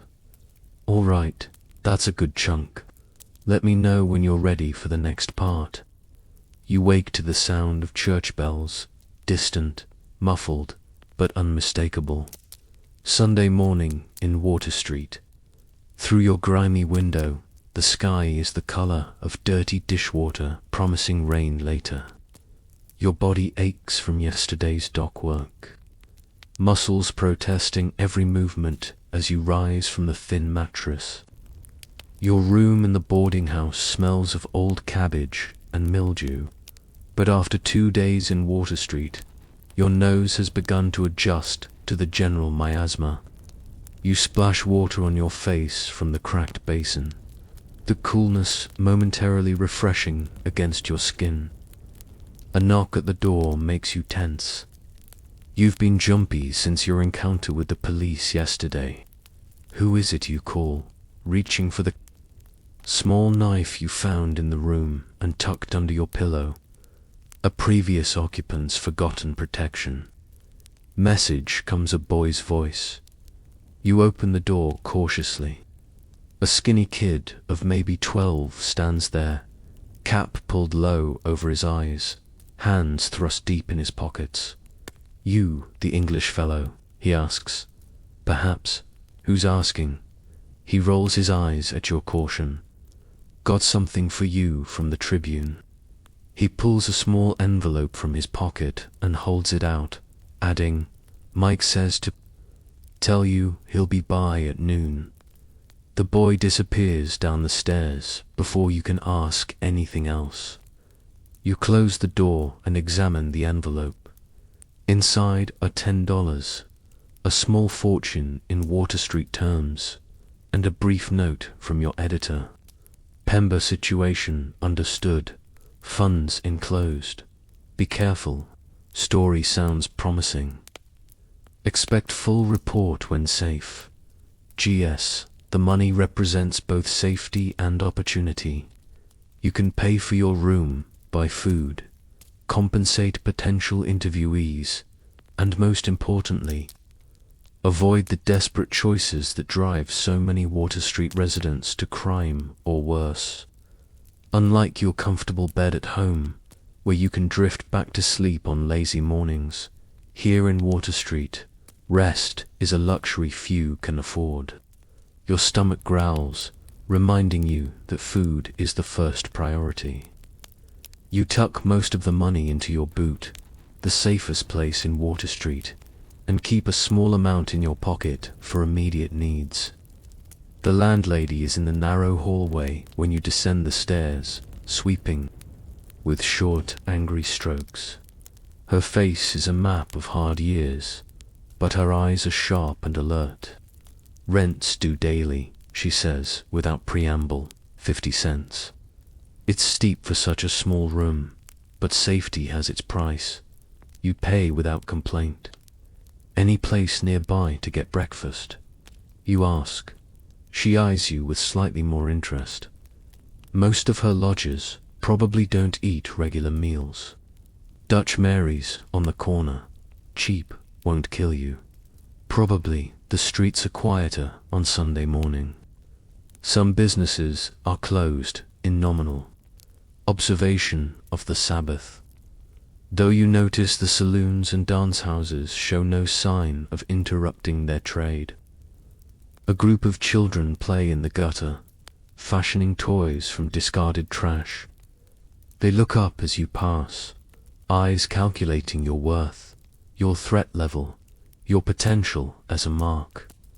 Dutch Mary's turns out to be a narrow storefront with a few wobbly tables inside. The air is thick with the smell of frying fat and strong coffee. A massive woman with arms like hams presides over a cast-iron stove, barking. Orders at a terrified-looking girl who might be her daughter. Sit anywhere that don't look ready to collapse. Mary calls when you enter. Menus, eggs, bread, and coffee. Sometimes bacon. Today, no bacon. You take a seat at a table that wobbles only slightly. The coffee comes in a chipped mug, black as sign and nearly as thick. The eggs are greasy but hot. The bread surprisingly fresh. For 15 cents, it's the best meal you've had since arriving in Water Street. As you eat, you observe the other patrons, Doc. Workers mostly, fueling up before or after shifts. A few shopkeepers from the marginally more respectable streets nearby. They talk quietly among themselves, conversations revolving around work, money, and the constant struggle to obtain both. One man catches your attention, older, with a neat grey beard and surprisingly clean clothes. He sits alone, nursing his coffee with the air of a ritual longest established. There's something in his posture, his careful movements, that suggests he wasn't born to Water Street, but arrived here through some reversal of fortune. You approach his table, coffee in hand. Mind if I join you? He looks up, assessing you with intelligent eyes. Free country, he says finally. For some, you sit introducing yourself with your real first name, but a false surname. No need to advertise your journalist identity just yet. Caleb Morrison, he replies, offering a hand that despite its calluses shows traces of once having been Gentile. What brings you to this particular circle of hell? Research, you say carefully. I'm interested in how people live here. Research, his eyebrow rises. You, a reformer, or one of those missionary types? Just a curious observer? He snorts. Ain't nothing worth observing here, except human misery. And that gets old fast. Trust me, you speak like someone who's seen better places. Morrison eyes you carefully, then seems to make a decision. Had a business once, printing good trade. Then came the panic of '57. Banks failed. Loans called in. Lost everything. He shrugs as if to say, it hardly matters now. Been here 8 years. You adapt or you die. How did you adapt? You ask, genuinely curious. Or found a niche? I can still read and write better than most around here. I write letters for people, help with contracts, sometimes teach the children whose parents care enough to want them educated. A scribe, the ancient profession of the literate in a largely illiterate community. It's a clever adaptation using skills from his former life to survive in his new one. Would you be willing to tell me more about how things work here? The economics of it, the social structures. I can pay for your time. Morrison studies you more intently now. You're not just curious, are you? You're writing about us. You hesitate, then decide honesty might be the best approach. Yes, I believe people should know what life is really like here. A journalist, he says. Not a question, but a statement. Figured as much. You have that look, like you're always watching, always filing things away. Will you help? He considers this, taking a slow sip of his coffee. $5 for a full day. I'll show you things the tour guides won't. Introduce you to people who actually live here, not just profit from it. But I have conditions which are no last names in whatever you write. These people have little enough dignity left and no false charity. Don't pretend you're going to save anyone. His terms are reasonable. You agree readily, and Morrison nods, seemingly satisfied. Meet me here at 1 o'clock. Your friend Mike will be looking for you at noon, I believe. The reminder startles you. How did you? Walls are thin in the boarding house, Morrison explains with a slight smile, and news travels fast when someone new arrives. At noon, precisely, Mike, your original guide, appears at the boarding house. He looks better than yesterday, his split lip less swollen, though the bruise on his cheek has darkened to an impressive purple. Got your message to the Tribune, he says without preamble. Money come through. Yes, thank you. You hand him the $3 you promised. 2 for the service, 1 as a bonus. Sweet, he grins, pocketing the cash. So, you're really going through with this? More investigating, different approach. Less wondering, more talking. I've arranged a guide, Caleb Morrison. Mike's eyebrows shoot up. Old man Morrison, huh? Good choice, actually. He knows everybody, and nobody bothers him much. Too useful. He mentioned showing me things you wouldn't. Mike laughs. Probably true. I showed you what pays. The cribs, the dance halls, the rough stuff. Morrison will show you how people actually live here when they're not drinking or whoring or getting rolled by cops. Is that why you brought me to those places first? Because that's what pays. His expression turned serious. Took you there 'cause that's what people want to read about. Murder and vice sells papers. Nobody wants to read about a mother stretching a half-pound of beans to feed 6 kids for a week. There's uncomfortable truth in his words. Sensation sells. Everyday misery rarely makes headlines. Will you be around if I need you again? You ask. Always around. Mike shrugs. Water Street's home.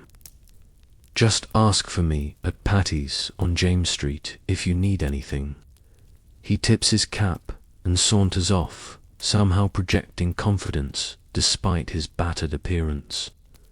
At 1 o'clock, you meet Morrison at Dutch Mary's as arranged. He's traded his coffee for a small notebook and pencil, the tools of his trade. First lesson about Water Street economics, he says as you walk. Everything has a price, but rarely a fixed one. What you pay depends on who you are, who you know, and what you can offer besides money. He leads you down streets you've seen before, but now you're seeing them through a different lens, not as a horrified observer of depravity, but as a student of survival. See that woman? Morrison nods toward a heavy-set matron haggling fiercely with a vegetable seller. She buys the damaged produce at the end of market day, cuts away the bad parts, sells what's left at a markup to people who can't get to the market themselves, makes maybe 30 cents profit on a good day. The woman completes her transaction, loading bruised vegetables into a large basket. Her face shows neither joy nor despair, just the blank determination of someone doing what needs doing.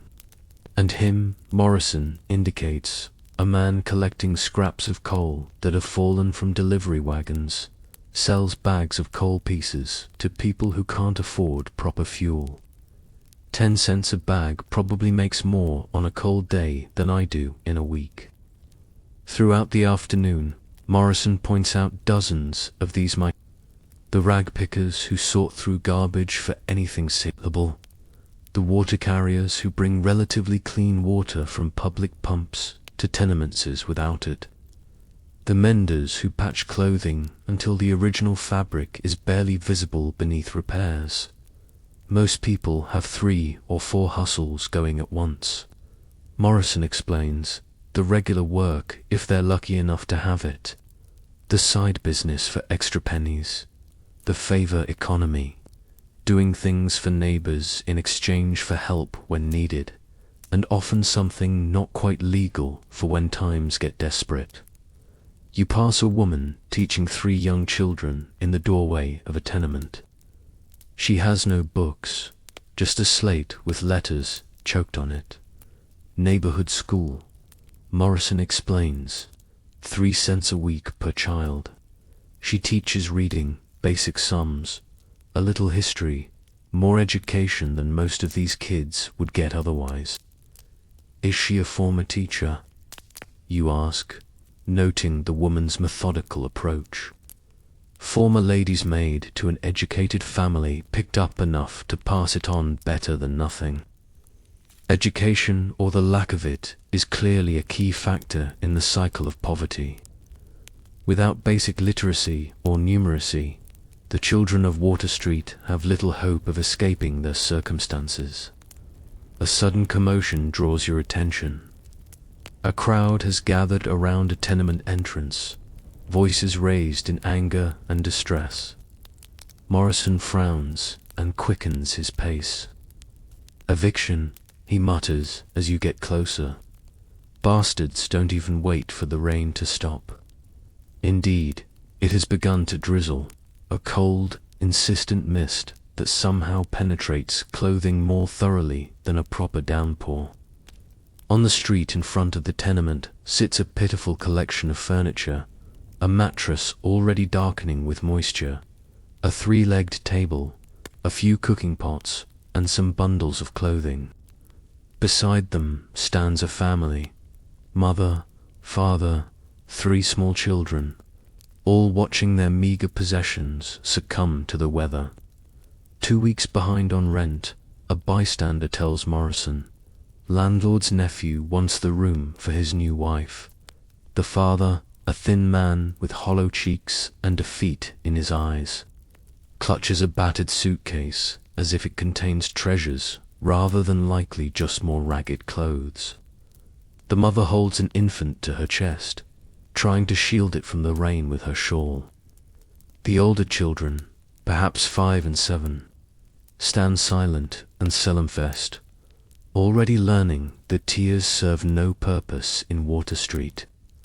I interviewed a housing historian about evictions in this period.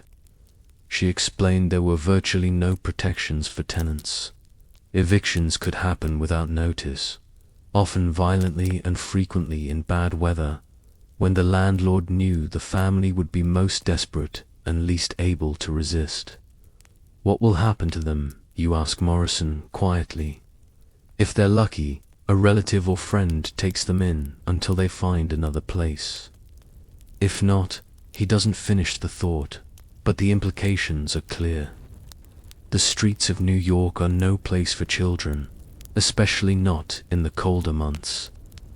Almost without conscious thought, you step forward, addressing the father.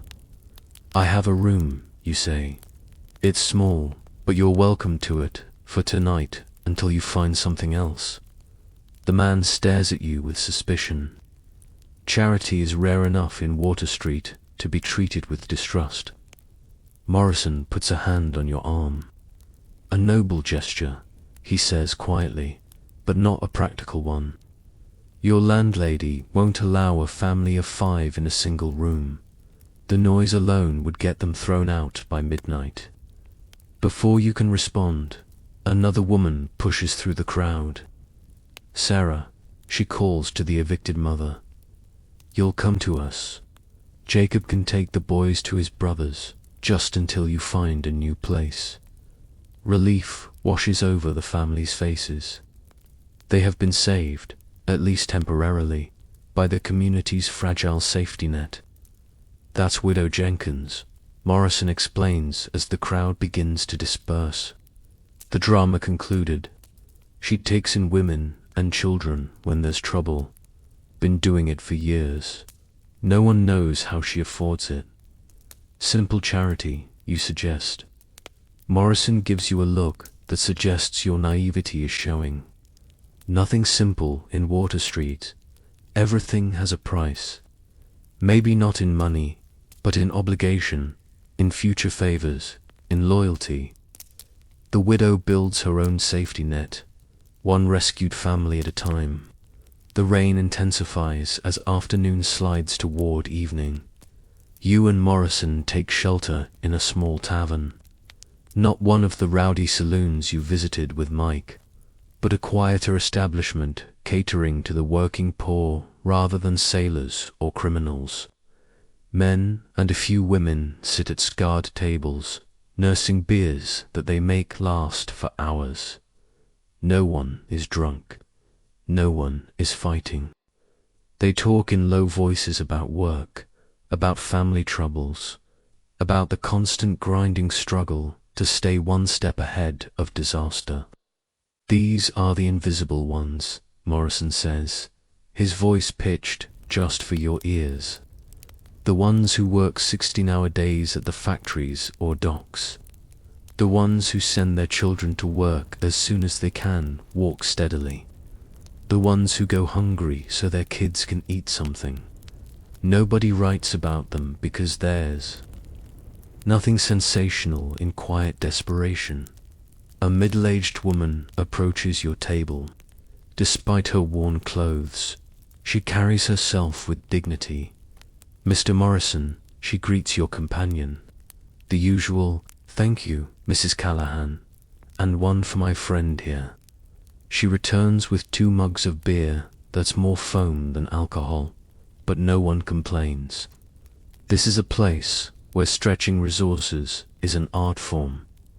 Mrs. Callahan was a nurse before her husband died. Morrison tells you after she moves away. Now she runs. This place provides basic medical care when she can. Safer than the charity hospitals, people say. How do they afford medical care, you ask? Mostly they don't. They work until they drop, then hope someone takes care of their children when they're gone. You think of your comfortable life in England, your education, the safety nets of family and society that protected you from such desperate circumstances. The contrast makes you ashamed, though you know that shame without action is just another form of self-indulgence. Tell me about the women, you say. Not the ones in dance houses, but the regular women. How do they survive here? Morrison takes a long sip of his beer, considering hardest life of all.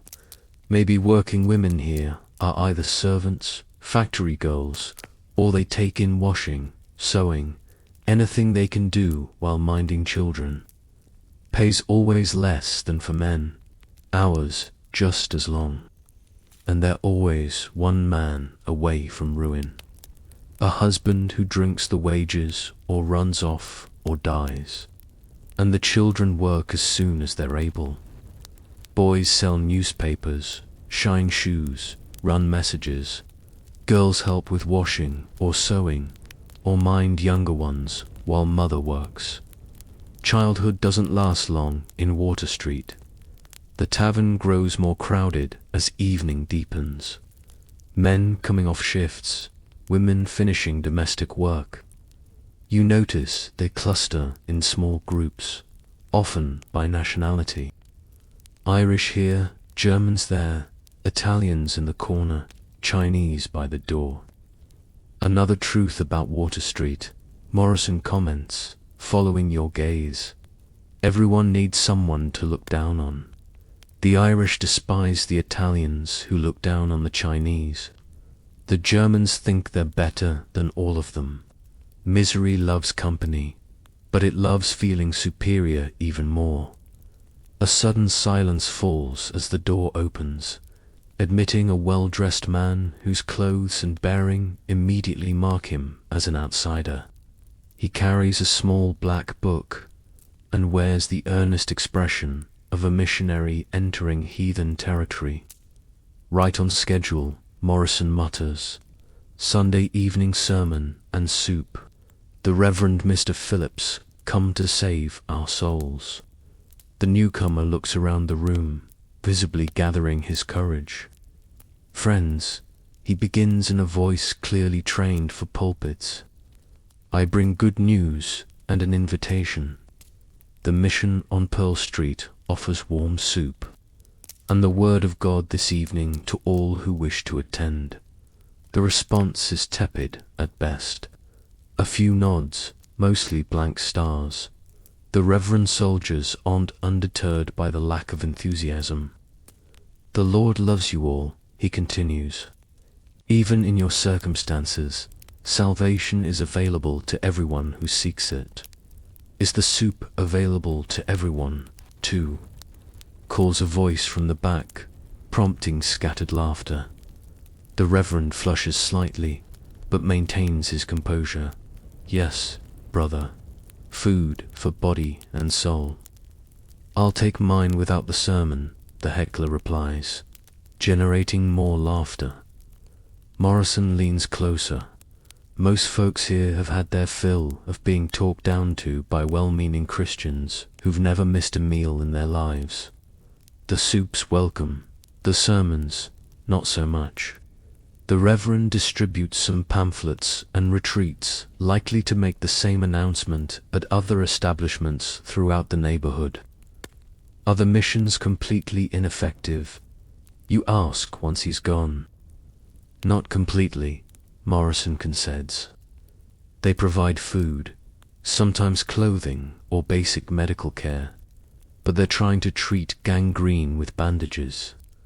The problems here go much deeper than lack of religion. As darkness falls outside, the tavern's atmosphere shifts subtly. People speak more openly, share more freely. You listen to stories of impossible choices, medicine or rent, food or fuel, which child gets new shoes and which goes without. You hear about jobs lost to illness, opportunities denied due to accent or appearance, the constant grinding fear of ending up in the poorhouse or on the street. That's the real story of Water Street, Morrison says, as you finally prepare to leave. Not the spectacular violence, or the brothel, or the corrupt cops. It's this people living on the knife's edge. Every single day, one misfortune away from complete ruin. Outside, the rain has stopped, but the streets are slick with mud and refuge. The gas lamps cast just enough light to navigate by, creating pockets of illumination in the overwhelming darkness. The sounds of Water Street at night, music from dance halls, shouts from saloons, occasional screams or breaking glass form a background cacophony that the residents have learned to ignore. You walk Morrison to his lodgings, a room not unlike yours in a slightly better building. Before parting, he hands you several pages of notes he's been jotting throughout the day. Names, places, facts you might find useful, he explains, including some people worth talking to if you're continuing your research. I am, you confirm. What time tomorrow? 9 at Dutch Mary's. I'll introduce you to some of the women. The real backbone of Water Street. They see everything, know everything. As you make your way back to your own boarding house, you reflect on how differently you're seeing Water Street now. The sensational elements that first caught your attention, the violence, the vice, the corruption are still present, but they're now part of a larger, more complex picture. Behind every brothel are women with stories. Behind every saloon are men trying to numb the pain of impossible lives. Behind every street fight is the desperate logic of people with nothing left to lose. You reach your boarding house just as the church bells strike 10, climbing the narrow stairs to your room. You listen to the sounds of the building settling for the night. Murmured conversations, a child's muffled crying, the creaking of old wood adjusting to the night's dampness. This is the real pulse of Water Street, not the dramatic flourishes of daylight crime or nighttime debauchery, but the quiet persistence of people enduring what must be endured. In your small room, by the light of a single candle, you begin writing, not just recording facts and observations, but trying to capture the humanity behind the statistics, the dignity amid degradation, the complex economics of survival in America's most notorious slum. All right, that's a good chunk. Let me know when you're ready for the next part. Morning arrives in your boarding house room with the sounds of life stirring. A baby crying somewhere below. Floorboards creaking as early risers begin their day. Muffled coughing that echoes through the thin walls. Sleep clings to you like a needy lover, reluctant to let go after a night of fitful rest on the lumpy mattress. Your back protests as you sit up, muscles still sore from dock work 2 days ago. Hunger gnaws at your stomach, a constant companion in Water Street, even for those like you who have the means to quiet it. The day promises rain again. Grey clouds hanging low over the tenements. You dress quickly in your workman's clothes, now properly rumpled from sleeping in them, adding to your disguise of respectable poverty. When you arrive at Dutch Mary's, Caleb Morrison is already there, nursing a cup of coffee and making notes in a small leather-bound book. He nods a greeting as you slide into the seat across from him. "Sleep well?" he asks. though his tone suggests he knows the answer. Like a baby, you lie. If the baby had fleas and slept on a sack of walnuts, he chuckles. You get used to it or you don't sleep. Those are the options. Dutch Mary herself brings you coffee without being asked. Her massive presence somehow comforting in its solidity. Eggs today, she announces, an actual bacon. Got lucky at the market. The breakfast is indeed better than yesterday's. The bacon only slightly rancid, the eggs fresh enough. You eat quickly, knowing the day ahead will require energy. So you say, between bites, you mentioned meeting some of the women of Water Street. Morrison nods. The real power behind this place, though you'd never know it from looking. Men run the saloons and brothel, handle the politics and violence, but women, they're the ones who keep people alive. How so? You'll see better than me telling you. Your first stop is a basement laundry on Cherry Street. The air hits you like a wet fist as Morrison leads you down the steps. Hot, damp, heavy with soap and sweat. Through the steam, you make out a dozen women working at large tubs. Their faces flushed from the heat, arms red to the elbows from harsh lye soap and constant immersion in water. Most of these women have husbands who work the docks, Morrison explains quietly. But dock work is irregular. You might get hired 3 days, 1 week, none the next. The washing is steady, hard, but steady. A woman in her 40s, thin but wiry, approaches, wiping her hands on a stained apron. Her face bears the weathered look of someone who has spent too many years in hot, humid rooms. Mr. Morrison, she greets him with a nod. These girls are almost finished with the hotel linens. Still need to start on the restaurant tablecloths. Mrs. Donovan, this is Arthur. Morrison introduces you. He's researching how people live in Water Street. Thought you might have some insights. Mrs. Donovan eyes you with wary assessment. What kind of research? I'm a journalist, you admit. I want to write about the real conditions here, not just the sensational stories, but how people actually survive. She considers this, then gestures toward a small office area sectioned off from the main laundry room. 10 minutes. That's all I can spare. In the relative quiet of the office, which is little more than a desk and 2 chairs separated by a curtain, Mrs. Donovan gets straight to the point. What do you want to know that you can't see with your own eyes? We work. We get paid barely enough to keep breathing. We go home to rooms not fit for animals. We do it all again the next day. How do you manage it, you ask? Not just surviving day to day, but planning for the future, dealing with emergencies. A bitter smile crosses her face. Future in Water Street, that's a luxury, like silk dresses and hot baths. Yet you're still here, still fighting. Something in your tone must convince her of your sincerity. She sigh, the sound. Carrying years of exhaustion, we have systems, nothing fancy. Women here, we look out for each other because nobody else will. Got a sick child. Neighbors take turns watching your other kids so you can work. Husband drinks the rent money. Women's loan circle might cover you until next payday. Loan circle.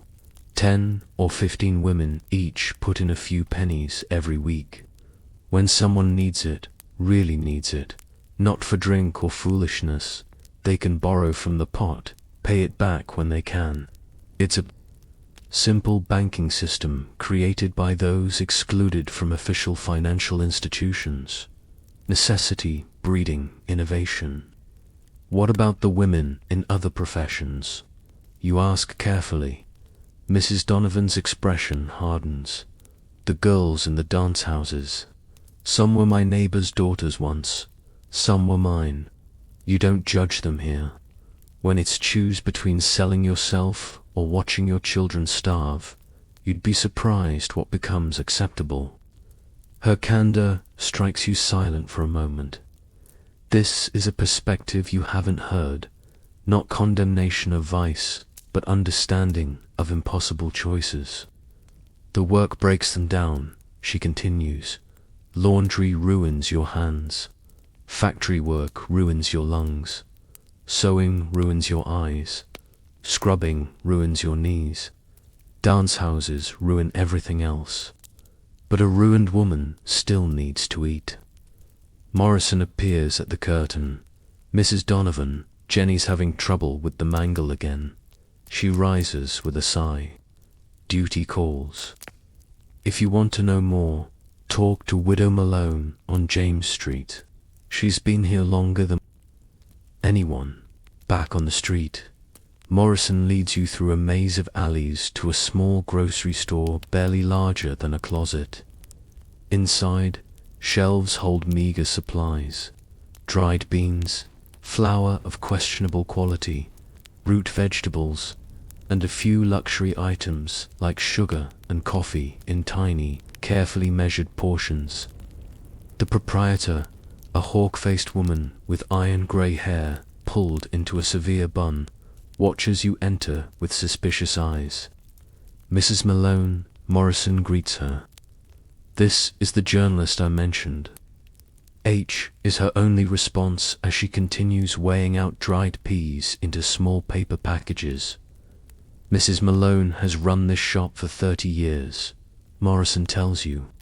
Knows more about Water Street economics than anyone. 32 years, she corrects without looking up. Since my Patrick died in the dock collapse of 35, you approach the counter, noting the precise organization of her small stock. Mrs. Donovan mentioned you might tell me about how women survive here long term.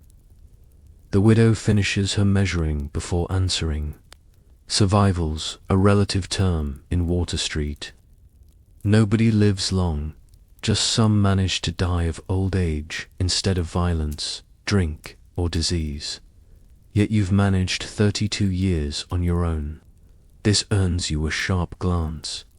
Not on my own. That's the first thing you need to understand. Nobody survives Water Street alone. She comes around the counter, flipping the sign on her door to closed. A significant sacrifice of business for someone in her position. I'll give you 20 minutes, she says. For Morrison's sake, as she makes tea on a small stove in the back of the shop. Real tea, you note, not the Corey substitute most can afford. Widow Malone begins her education on the women's economy of Water Street.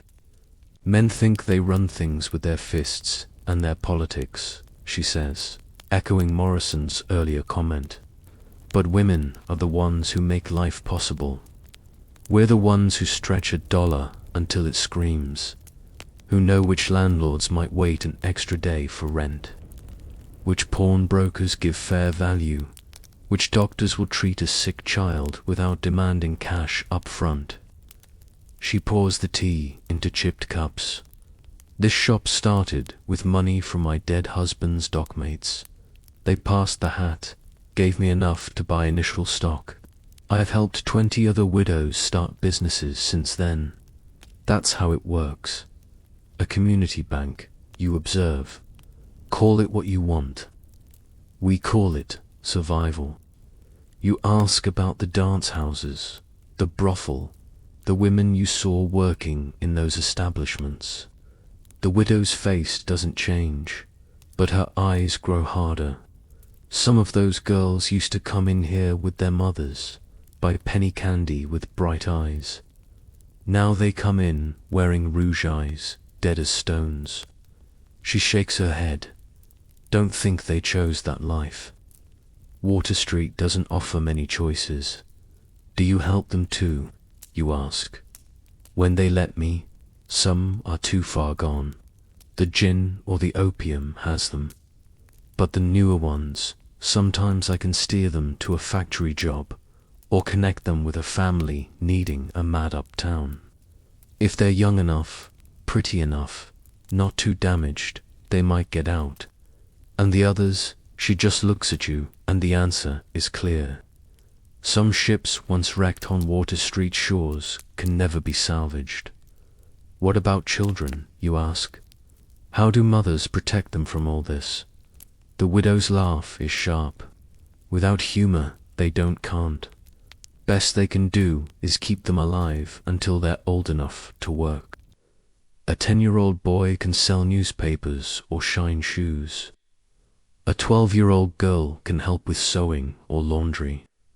By 15, they're either working full-time or she doesn't finish the thought. No school, no childhood. Childhood, she looks genuinely puzzled by the concept. Maybe for rich folks, children here. You're born owing the world for the space you take up. You start paying that debt as soon as you can stand. The conversation is interrupted by a soft knock at the door. Widow Malone opens it to admit a girl of perhaps 16, thin to the point of gauntness, but clean and neatly dressed despite her obvious poverty. Mrs. Malone, mother, sent me for. She stops noticing you and Morrison. It's all right, Lizzie. The widow says, your mother's medicine is ready. Tell her the same as usual. The girl nods, accepting a small paper packet. No money changes hands, you notice. My sister's girl, Widow Malone, explains after Lizzie leaves. Sister's consumptive tuberculosis medicine costs more than they can afford. But families, family. You support them, not just me. Network of widows.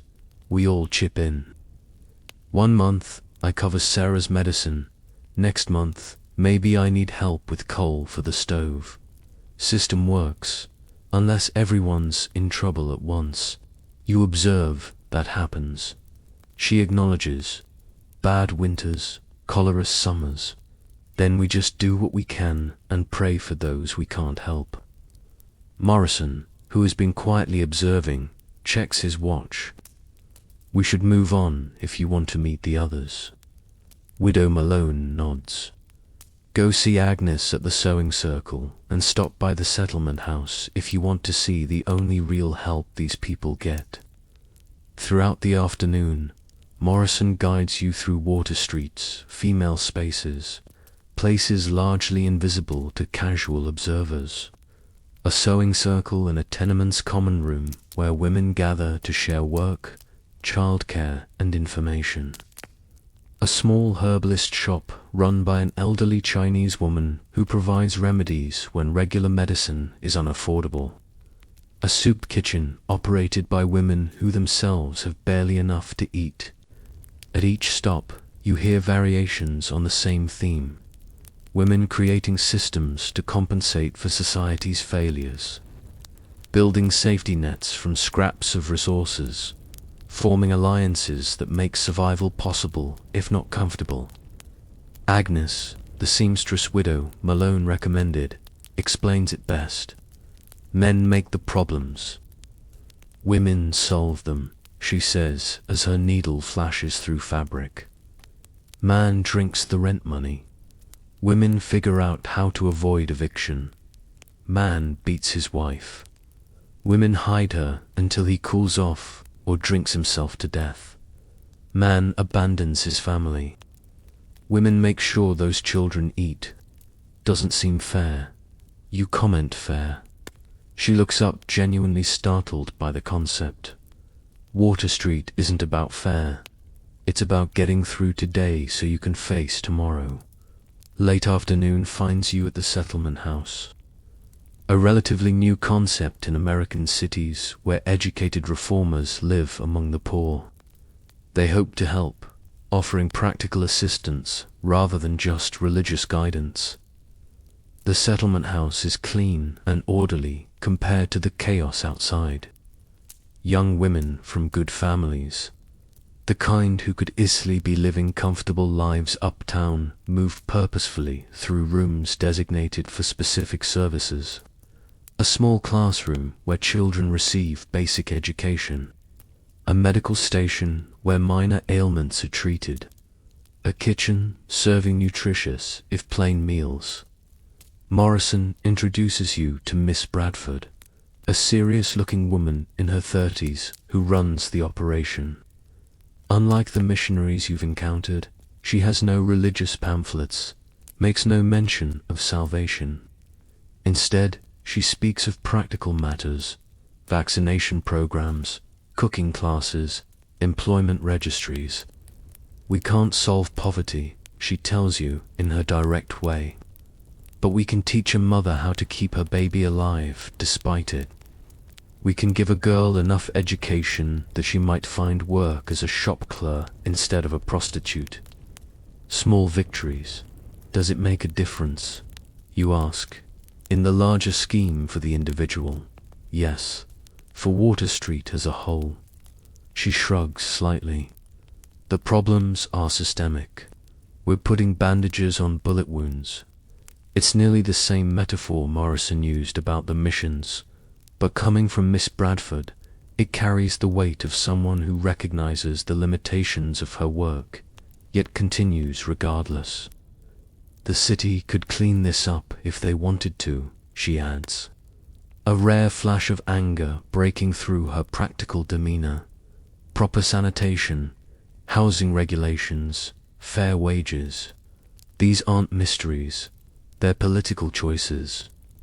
Then why aren't those choices made? Because Water Street serves a purpose, she says simply. It provides cheap labor, cheap vice, cheap lives. The same businessmen who donate to charities with one hand are profiting from tenement ownership with the other. As evening approaches, you find yourself back at Dutch Mary's with Morrison, both of you nursing beers that are more water than alcohol. The day has left you mentally exhausted. The weight of so many desperate stories pressing down like a physical burden. How do you bear it? You ask Morrison. Knowing all this, seeing it every day, he considers the question seriously. You focus on the small things. Mrs. Donovan's daughter getting apprenticed to a dressmaker uptown. Widow Malone helping a girl escape the dance houses. Miss Bradford teaching a child to read. You can't fix Water Street, but maybe you can help one person climb out of it, and the rest endure. That's what humans do. We're remarkably good at it.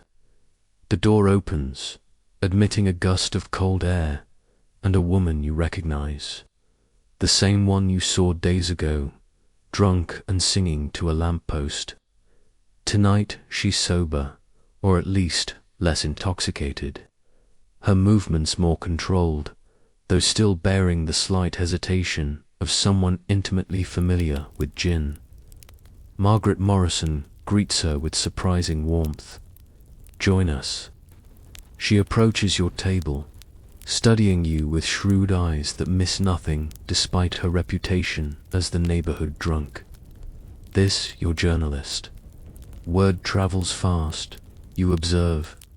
Margaret laughs, a surprisingly melodic sound from a ravaged throat. Fastest thing in Water Street is gossip moves quicker than cholera. She sits without waiting for an invitation, and Dutch Mary brings her a cup of coffee without being asked. There's an odd respect in Mary's manner, suggesting Margaret holds some standing despite her apparent position at the bottom of Water Street's social hierarchy. Morrison says, "You want the real story," Margaret says, fixing you with a direct gaze. "Not just the blood and sin that sells papers." "I do." "Then ask me anything." 30 years in Water Street. I've done it all. Worked the factories till my lungs gave out. Cleaned houses till my hands bled. Sold myself till no one was buying. Now I just observe and occasionally talk to lampposts. She grins, showing surprising flashes of white teeth in her weathered face. Why do you stay? You ask, if it's so terrible. Where would I go? Water Street's home. I know every brick, every shadow out there. She gestures vaguely toward the unseen uptown. I'm just another dirty old woman here. I'm Margaret. Everyone knows me. Some even listen to me. She's being modest. Morrison interjects. Margaret used to be a teacher before life intervened. She still teaches anyone willing to learn. Reading, writing, and how to avoid the worst of Water Street's traps. Margaret confirms. Can't save them all, but some listen. There's something compelling about Margaret. A dignity that transcends her ragged clothes and alcohol-roughened voice. She's a survivor in the truest sense. Someone who has seen the worst of Water Street and somehow retained her humanity. What should people know about this place, you ask her? If you could tell them one thing. She doesn't answer immediately, sipping her coffee with the air of someone savoring a rare luxury. Finally, she says, but we're people, not exhibits, not statistics, not moral lessons, just people trying to get through each day with whatever tools we have. It's perhaps the simplest yet most profound insight you've gathered in your time here. Not the corrupt police, or the violent criminals, or the elaborate network of vice. Just people trapped in circumstances largely beyond their control, using whatever means available to survive. As darkness falls, Margaret takes her leave, declining Morrison's offer to walk her home. Night's my time, she says cryptically. Got rounds to make. Rounds. You ask Morrison after she's gone. She checks on people, the most vulnerable ones, old folks alone, sick children, new girls at the dance houses, brings soup sometimes, or just company. Does it every night, drunk or sober. Another piece of Water Street's complex social ecosystem falls into place. Even those who seem most defeated may serve functions invisible to outsiders. I should head back, you tell Morrison. Need to organize my notes, start drafting some of this. He nods. Tomorrow. One more day. I think I'd like to understand the politics better. How the system perpetuates itself. Who benefits? Then I can start writing the full series. 9 o'clock here. Morrison agrees. I'll introduce you to some people who understand the power structure. Not the obvious criminals, but the ones who really control Water Street. As you walk back to your boarding house through streets now fully dark, you reflect on how much your understanding has evolved in just a few days. The sensational elements that initially caught your attention now seem almost superficial compared to the complex social structures you've discovered. The women of Water Street, with their improvised financial systems and mutual aid networks, have created a parallel society within the official one that has failed them. Their resilience in the face of systematic oppression is both inspiring and heartbreaking, a testament to human adaptability and a damning indictment of a society that makes such adaptation necessary. In your small room by candlelight, you review your notes from the day. The faces and voices of Water Street's women float through your mind. Mrs. Donovan with her lye-reddened hands, Widow Malone with her carefully measured portions, Miss Bradford with her practical idealism, Margaret with her lamppost soliloquies and midnight rounds. Each has found a way to create meaning in a place designed to strip humanity bare. Each has built a life from materials most would consider insufficient. Each offers a different kind of survival strategy, not just for the body, but for the soul. Tomorrow you'll learn about the politics, the power, the systemic forces that create and maintain places like Water Street. But tonight you write about the women, their strength, their networks, their quiet defiance of a world determined to break them. All right, that's a good chunk. Let me know when you're ready for the next part. The next morning dawns grey and cold, with a persistent drizzle that somehow feels appropriate for your final day of investigation. Your small room in the boarding house has begun to feel familiar. Not comfortable exactly, but known. The creaking floorboard by the door, the water stain on the ceiling shaped vaguely like a ship, the thin mattress with its particular arrangement of lumps, all have become part of your temporary existence. You dress slowly, your body now accustomed to the chill of unheated rooms, the damp that seeps through walls and into bones. Outside your window, Water Street is already awake. It never truly sleeps. People move with purpose despite the rain, heading to whatever work or schemes or desperate measures will get them through another day. Dutch Mary's is busier than usual when you arrive. The bad weather driving people to seek warmth and hot coffee. Morrison sits at what has become your table, deep in conversation with a well-dressed man who looks distinctly out of place among the workmen and dock labourers. Arthur Morrison greets you using your real first name. Meet Patrick Sullivan. Patrick runs the Fourth Ward Democratic Club. Sullivan stands to shake your hand. His grip is firm, his smile practiced, his eyes calculating. He's a compact man in his 40s, neither handsome nor ugly, the kind of forgettable face that serves a politician well.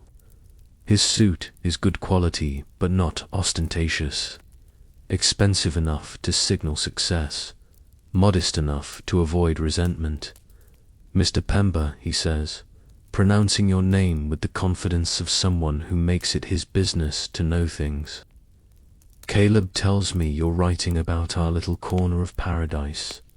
You glance at Morrison, who shrugs slightly. Word gets something like that. You agree cautiously. Sullivan leans back, studying you. Why? Most journalists are happy with the blood and sin sells papers. I want the truth, the whole picture. A smile flickers across his face. Truth's a slippery thing in Water Street. Depends who's telling it, who's buying it, who's enforcing it. Then tell me your version. He considers this, then nods slightly, coming to some internal decision. Walk with me. Conversations like this go better in motion. Outside, the rain has eased to a fine mist.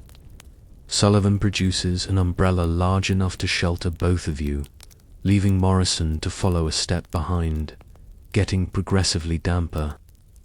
First thing to understand, Sullivan begins as you walk, is that nothing in Water Street happens by accident. Not the poverty, not the vice, not the occasional reforms that make headlines, then disappear. It's all part of a system, a corrupt system, you suggest. He laughs. Corrupt implies there was something pure that became tainted. This system was designed exactly as it functions. You pass a policeman who nods respectfully to Sullivan. The same officer would likely have hassled or arrested you in your beggar disguise. But with Sullivan, his manner is almost differential. The police, you ask, noting the interaction. Part of it, they enforce when necessary, look away when profitable, but they're just employees, not architects. Oh, who are the architects? Sullivan gestures broadly, encompassing not just Water Street, but the city beyond. Men who never set foot here, bankers, industrialists, politicians at levels far above my humble station. Men who need cheap labor, reliable votes, profitable vice, convenient scapegoats. And where do you fit in this system? Another laugh. This one, with genuine amusement. I'm middle management. I make sure the Fourth Ward delivers its votes to the right candidates. I direct certain funds to certain projects. I maintained the balance between tolerable and intolerable misery. For profit, of course, for profit. I didn't grow up with a silver spoon, Mr. Pember. I was born 3 blocks from here. Fought my way out of the gutter penny by bloody penny. Now I make sure the wheels turn and take my percentage for the service. Sullivan leads you down a side street to a nondescript building with a small sign identifying it as the Fourth Ward Democratic Association. Inside it looks more like a social club than a political office. Men playing cards, reading newspapers, talking in small groups. They fall silent as Sullivan enters, offering nods of respect. This is where the real business of Water Street happens, Sullivan tells you, guiding you through to a back room furnished with a large table and comfortable chairs. Not in the dance halls or the saloons or even the police station here, where decisions are made about who thrives, who survives, and who doesn't. Morrison takes up position by the door, seemingly comfortable with his role as observer rather than participant. Sullivan gestures for you to sit at the table. Let me give you an example, he says, pouring amber liquid from a decanter into 2 glasses. Last year, a real estate consortium wanted to build warehouses where the tenements on Dew Street stand. Good business move locations, perfect for the East River shipping. Problem is, 200 families live in those tenements. What happened? I negotiated. Consortium agreed to build new tenements 2 blocks over before demolishing the old ones. Not good tenements, mind you, just the bare minimum. But people got relocated instead of evicted. Consortium got their warehouses. I got a generous donation to the Democratic Association. Everyone won. He pauses. Well, the families still live in squalor, but a different squalor with a roof. You call that winning? Sullivan studies you over his glass in Water Street. Absolutely, they could have been on the street. Many have been for less. The ease with which he discusses human suffering as a negotiating point makes your stomach turn, but you keep your expression neutral. And the police, where do they fit? They maintain order on terms beneficial to those who matter. Break up labor disputes that threaten business. Ignore vices that generate profit. Protect certain enterprises while shutting down competitors like Tommy Hayden's Shanghai operation. You suggest Sullivan's eyebrows rise slightly. You've been thorough, yes. Hayden pays well for protection. Ships need crews. Captains don't ask questions about where the men come from. The police ensure Hayden's operation continues smoothly, and Kit burns rat pits. A more complicated case. Burns is protected for now, but that may change. The winds are shifting on blood sports. Too many reformers making noise. Too much negative attention. Burns doesn't understand that his business model has an expiration date. You think of Burns's defiant defense of rat baiting. He truly doesn't see what Sullivan sees, that public tolerance for certain vices ease and flows, and successful criminals adapt accordingly. What about the missions, the reformers, the settlement houses? Sullivan smiles thinly. Necessary parts of the ecosystem.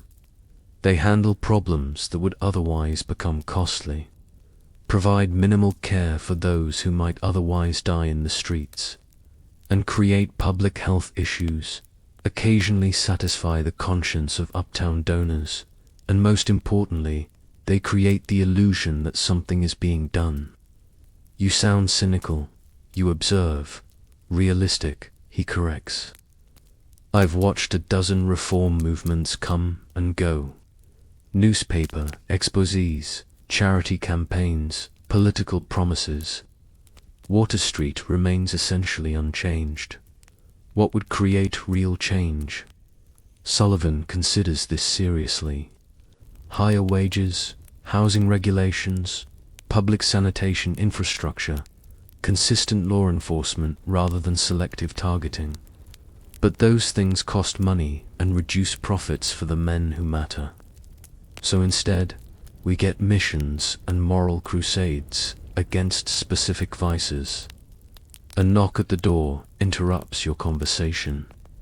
A young man enters, whispers something to Sullivan, then leaves. Duty calls, Sullivan sighs. The boring machinery of ward politics requires my attention. But before I go, what exactly do you plan to write about Water Street, Mr. Pember? The truth, you say simply, as best I can understand it. A noble goal, his tone suggests. He finds it naive.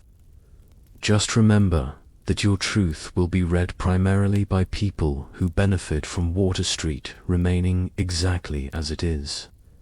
They'll cluck their tongues, donate $1 to a mission, and sleep soundly believing they've done their part. He stands, straightening his cuffs. Morrison will introduce you to Eddie Flanagan next. Eddie sees a different side of Water Street politics, the ground level. Between us, you might get close to something resembling truth. With that, Sullivan is gone, leaving a vacuum of energy in the room. You realize he's one of those men whose presence fills a space completely, making it seem emptier than before once they depart. Impressed, Morrison asks, taking Sullivan's vacated seat. He's candid. Sullivan sees Water Street as a business operation. Unpleasant, but necessary. He's not wrong, just incomplete. And this Eddie Flanagan will provide the missing pieces. Morrison smiles. Different perspective at least. Sullivan manages Water Street from above. Eddie survives it from within. Eddie Flanagan turns out to be a broad-shouldered man in his 30s, with a scar bisecting his left eyebrow and hands that speak of hard labor. You meet him at a small coffee shop near the docks. Not Dutch Mary's, but a similar establishment catering to working men rather than criminals or sailors. Eddie's what you might call a community organizer, Morrison explains after introductions, though he'd never use such a fancy term. I handle problems, Eddie says simply. His voice is quiet, but carries a weight that suggests he rarely needs to raise it to be heard when official channels are unavailable or reliable. What kind of problems?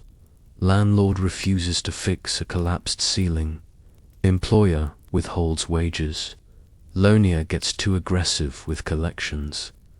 Gang of kids targeting old folks for robbery, he shrugs. Water Street has plenty of problems, and you solve them. How? Eddie's smile doesn't reach his eyes persuasively. You can easily imagine this solid man being very persuasive indeed, particularly with those who prey on the vulnerable. But there seems to be more to him than simple muscle. Eddie organizes mutual protection networks, Morrison explains. People in a building or on a block looking out for each other, taking turns watching children, guarding against thieves, sharing resources in emergencies. The police don't do those things, you ask, though you already know the answer. Eddie snorts. Police come when a rich man calls, or when they want something. Rest of the time, we're on our own. Tell him about the fire on Pearl Street, Morrison suggests. Eddie nods, warming to his role as storyteller. 2 winters ago, tenement caught fire in the middle of the night.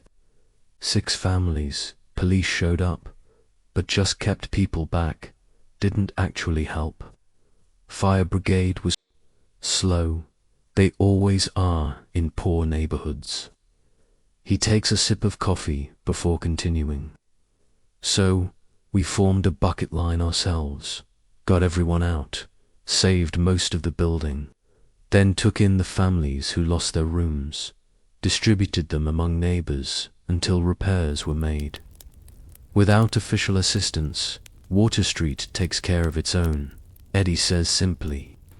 Has to. Nobody else will. Throughout the afternoon, Eddie shows you his Water Street.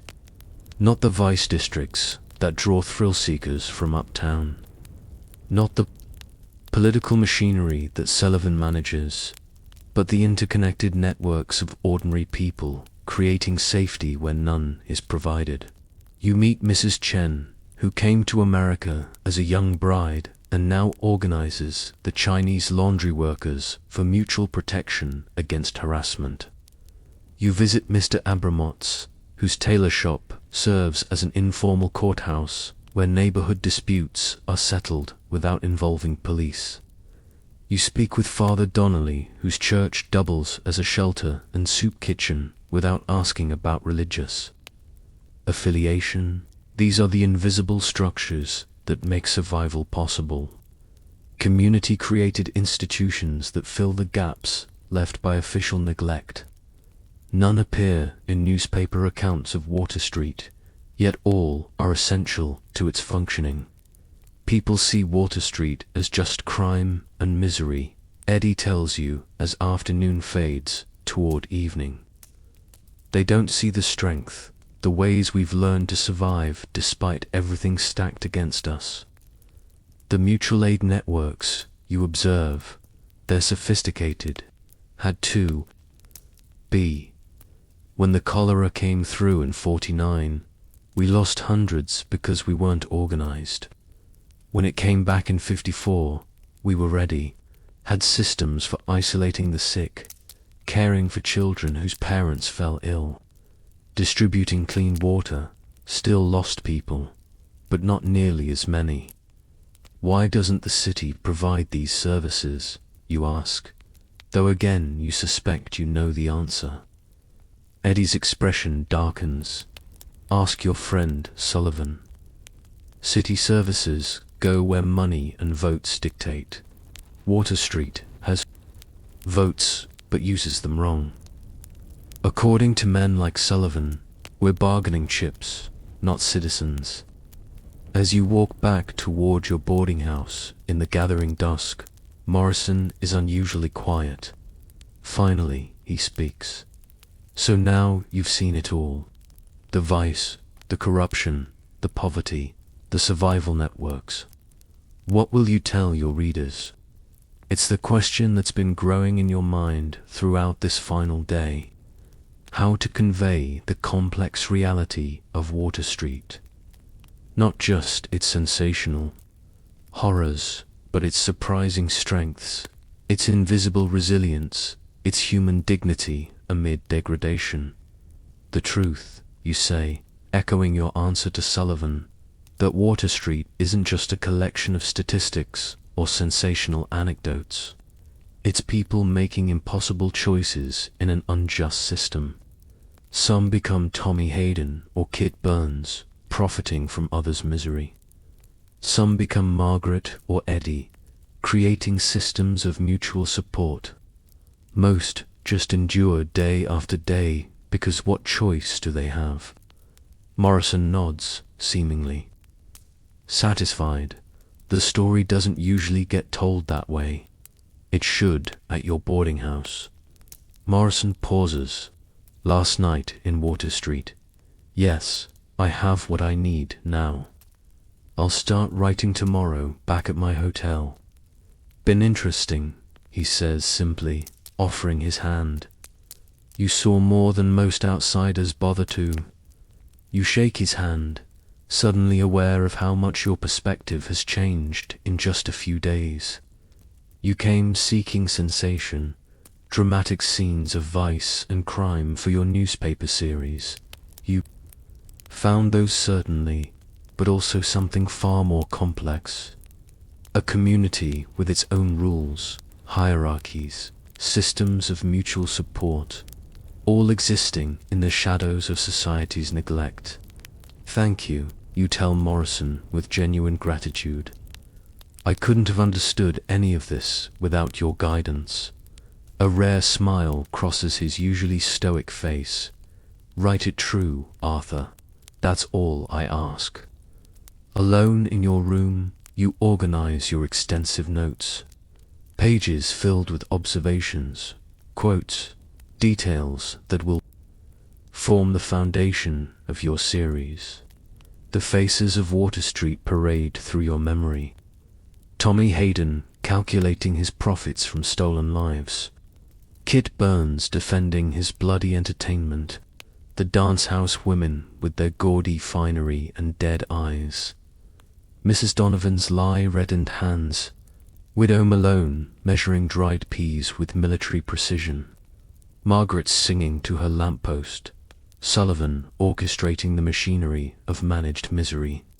Eddie building protection from the ground up.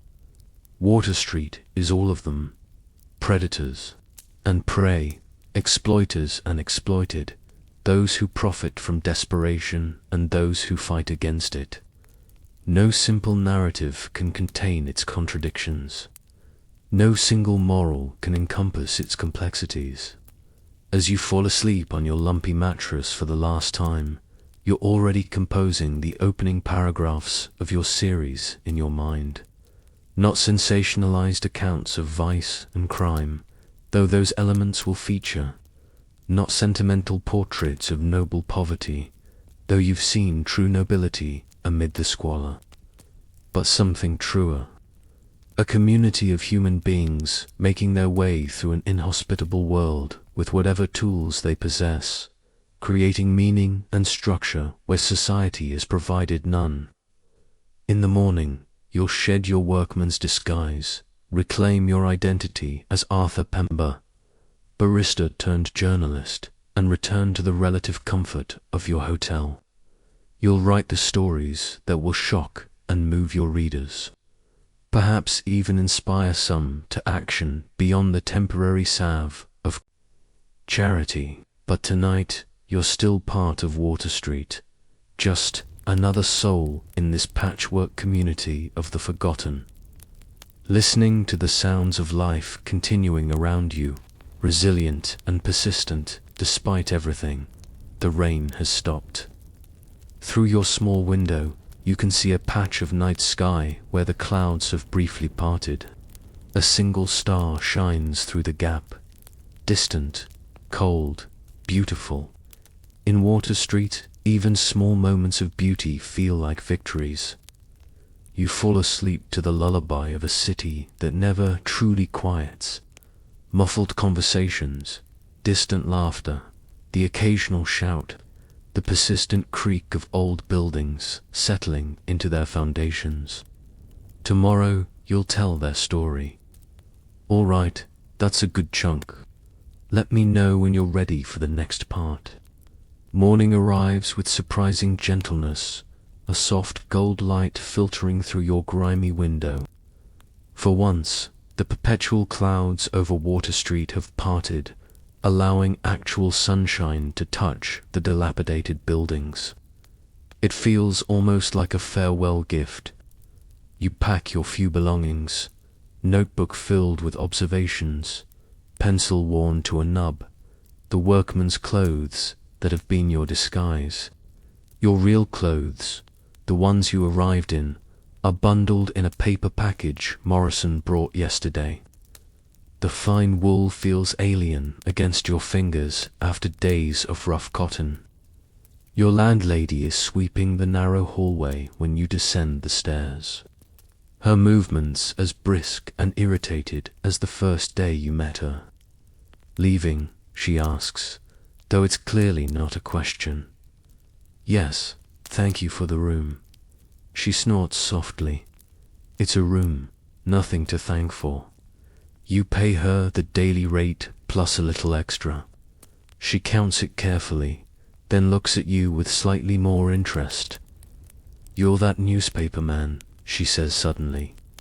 "The one asking questions all over."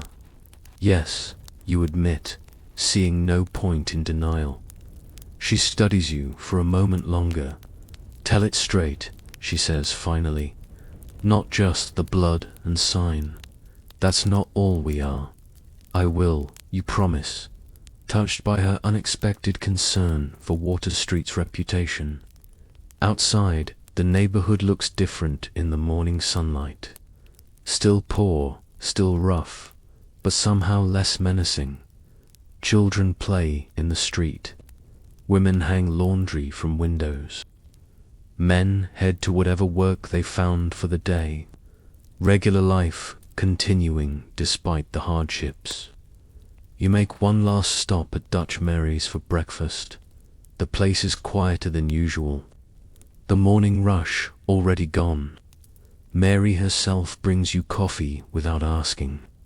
Her massive presence somehow comforting in its familiarity. "Last meal in paradise?" she asks, a rare smile cracking her stern face. "How does everyone know I'm leaving?" she shrugs. Water Street knows its own business. The eggs and bread taste better than usual. Or perhaps you've simply grown accustomed to the peculiar flavors of Water Street cuisine. As you eat, you observe the other patrons, working men mostly, eating quickly before heading to their jobs. Not the criminals or the desperately poor, but the backbone of Water Street. Those who cling to respectability by their fingernails, one missed paycheck away from disaster. They talk in low voices about ordinary things, work troubles, family matters, small triumphs, and disappointments. Their concerns would be recognizable to working people anywhere.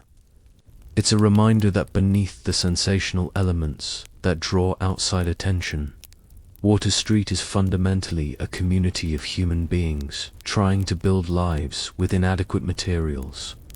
When you finish eating, Mary refuses your payment.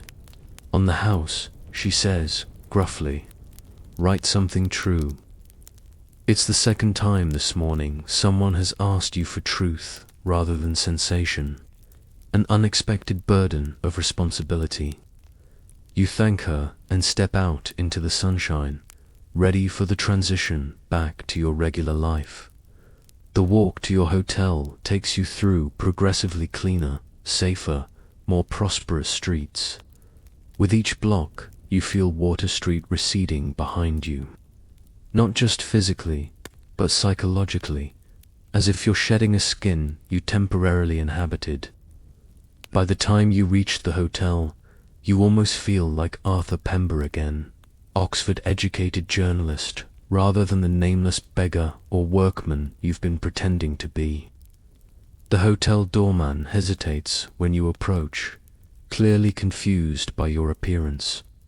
The fine clothes you've changed into not quite disguising the days of Water Street grime still embedded in your skin and hair. "Mr. Pember," you remind him, and his face clears. "Of course, sir. Welcome back." Your room, your real room, feels absurdly luxurious after your Water Street lodgings. The bed with its clean linens and actual mattress, the wash basin with hot running water, the silence, blessed silence without thin walls, transmitting every cough and argument from adjacent rooms. You strip off your clothes and stand in the bath, watching the water turn grey, then black as days of Water Street grime sail from your body. You scrub until your skin is pink and raw, as if you could wash away not just the dirt, but the memories, the smells, the sounds, but those remain etched into your consciousness, demanding to be recorded. Clean, shaved, dressed in fresh clothes. You sit at the writing desk by the window. Outside, respectable New York goes about its business. Well-dressed pedestrians, elegant carriages, evidence of wealth and comfort. It's hard to believe Water Street exists in the same city, though it's only a mile or so away. You begin to write, when is a man not a man? When is a woman not a woman? When they dwell in Water Street, New York. The words from the transcript feel right as you're opening. This isn't just reporting. It's an indictment of a society that allows human beings to be reduced to something less than human through systematic neglect and exploitation. The pages fill quickly as you describe what you've seen, heard, experienced. The physical details come easily. The overcrowded tenements, the disease-breeding gutters, the dance houses with their barely clothed women, the saloons where men drink themselves into oblivion. But you take special care with the human elements that might otherwise be overlooked, the dignity amid degradation, the systems of mutual aid, the surprising resilience of those who have every reason to surrender to despair. You write about Tommy Hayden with his Shanghai operation, Kit Burns with his rat-baiting pits, the corrupt police who maintain the system rather than enforcing the law. But you also write about Margaret checking on the vulnerable despite her own alcoholism, Widow Malone stretching resources to help others, Eddie Flanagan organizing protection networks where official protection fails. Afternoon stretches into evening as you write, pausing only to light lamps as darkness falls. The words pour out of you, demanding release.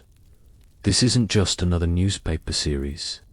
It feels like testimony bearing witness to a reality most of your readers will never experience directly. When you finally stop hand cramping from hours of continuous writing, you have the framework for your entire series. New York's underworld after dark. The mysteries of Water Street exposed. Your editor will be pleased. The sensational elements will sell papers, while the deeper social analysis might actually educate readers about the true conditions in their city. A knock at your door interrupts your thoughts. A bellboy delivers a note from your editor at the Tribune, requesting a meeting tomorrow morning to discuss your findings. You dash off a quick reply confirming the appointment, then return to your desk, reviewing what you've written. Will it make a difference? Will readers care about Water Street beyond the vicarious thrill of reading about vice and crime from the safety of their comfortable homes? Will politicians be moved to address the systemic issues that create and maintain such neighborhoods? You think of Sullivan with his cynical view of reform movements that come and go while leaving fundamental conditions unchanged. Perhaps he's right. Perhaps exposees like yours are just another part of the machinery creating the illusion of concern without prompting real action. But then you remember Morrison's parting words. Write it true, Arthur. That's all I ask. And the landlady's unexpected plea. Tell it straight. Not just the blood and sign. That's not all we are. And Dutch Mary's gruff command. Write something true. Truth may not be sufficient to create change, but it's necessary. Without accurate accounts of Water Street's reality, there's no hope for meaningful reform. Your articles won't save Water Street, but they might be one small step toward awakening public conscience. As midnight approaches, you finally prepare for bed. A real bed with clean sheets and a soft pillow. Your body aches for rest after days of tension and discomfort. But as you lie in the darkness, sleep proves elusive. Your mind continues to race with images and voices from Water Street. Margaret singing to her lamppost, the dead-eat dance-house girls, the children playing in gutters flowing with filth, the casual violence of everyday interactions. The contrast between your current comfort and the conditions you just left feels almost obscene. Here you lie in clean sheets while thousands suffer less than a mile away. You can leave Water Street behind. Its residents cannot. I spoke with a historian who studied investigative journalism of this period. She told me Pembembe's articles caused quite a stir when published, with many readers expressing shock at conditions they had unknown existed in their city. Some reform efforts followed, though, as Sullivan predicted, most addressed specific symptoms rather than underlying causes. Still, Pembe's work helped set a template for investigative journalism that exposed social ills. Sleep finally comes, but your dreams are filled with Water Street. Not its horrors, but its people going about their business with the strange dignity you observed even in the worst circumstances. They don't need your pity. These dream figures seem to say they need justice, opportunity, the same chance at decent lives that more fortunate citizens take for granted. You wake early, refreshed despite your troubled dreams. Today, you'll meet with your editor, begin the process of transforming raw observations into a polished series that will introduce Water Street to Tribune readers. The real work is just beginning. Over breakfast in the hotel dining room, fresh eggs, crisp bacon, coffee that actually tastes of coffee, you organize your thoughts. The series will need to balance sensational elements that attract readers with substantive analysis that educates them. It must shock without exploiting, expose without dehumanizing, critique without condescending. As you're finishing your meal, a newspaper boy enters the dining room, hawking the morning edition. Extra raid on Water Street Danches. Police arrest dozens. You purchase a paper and scan the front page article. Last night, it seems police conducted a massive raid on several Water Street establishments, including Tommy Hayden's place and 2 dance houses you visited. The article portrays this as a triumph of law enforcement against vice, with quotes from officials promising to clean up the 4th Ward once and for all. You know better. This is just another performance in the ongoing theatre of Water Street governance. Periodic shows of enforcement that changed nothing fundamental, that likely were arranged in advance, with bribes determining which establishments were targeted and which were warned. By next week, business will continue as usual, perhaps with slightly different players or in slightly different locations. At the Tribune offices, your editor greets you enthusiastically. George Sanders is a burly man in his 50s, a veteran newsman who recognizes a good story when he sees one. Pemba, you look like you've been through the wars. He gestures to a chair across from his desk. Tell me you've got something worth the risk. You outline what you've discovered, showing him your draft of the first article. As he reads, his eyebrows rise progressively higher. This is not what I expected, he says finally. I sent you for blood and thunder, Donchis crimes, Shanghai operations, the stuff that sells papers. It's all there, you point out. But in context, he reads more, nodding slowly. The social analysis, the economic systems, the community structures. That's not typical crime reporting. Water Street isn't just a crime story. It's a human story, a political story. Sanders leans back in his chair, considering its good work. Pemba, different but good. We'll run it as a 12-part series starting Sunday. Lead with the most sensational elements to hook readers, then layer in the deeper analysis. By the time they realize they're reading sociology instead of crime reporting, they'll be too invested to stop. You leave the Tribune offices with a sense of accomplishment. The series is approved.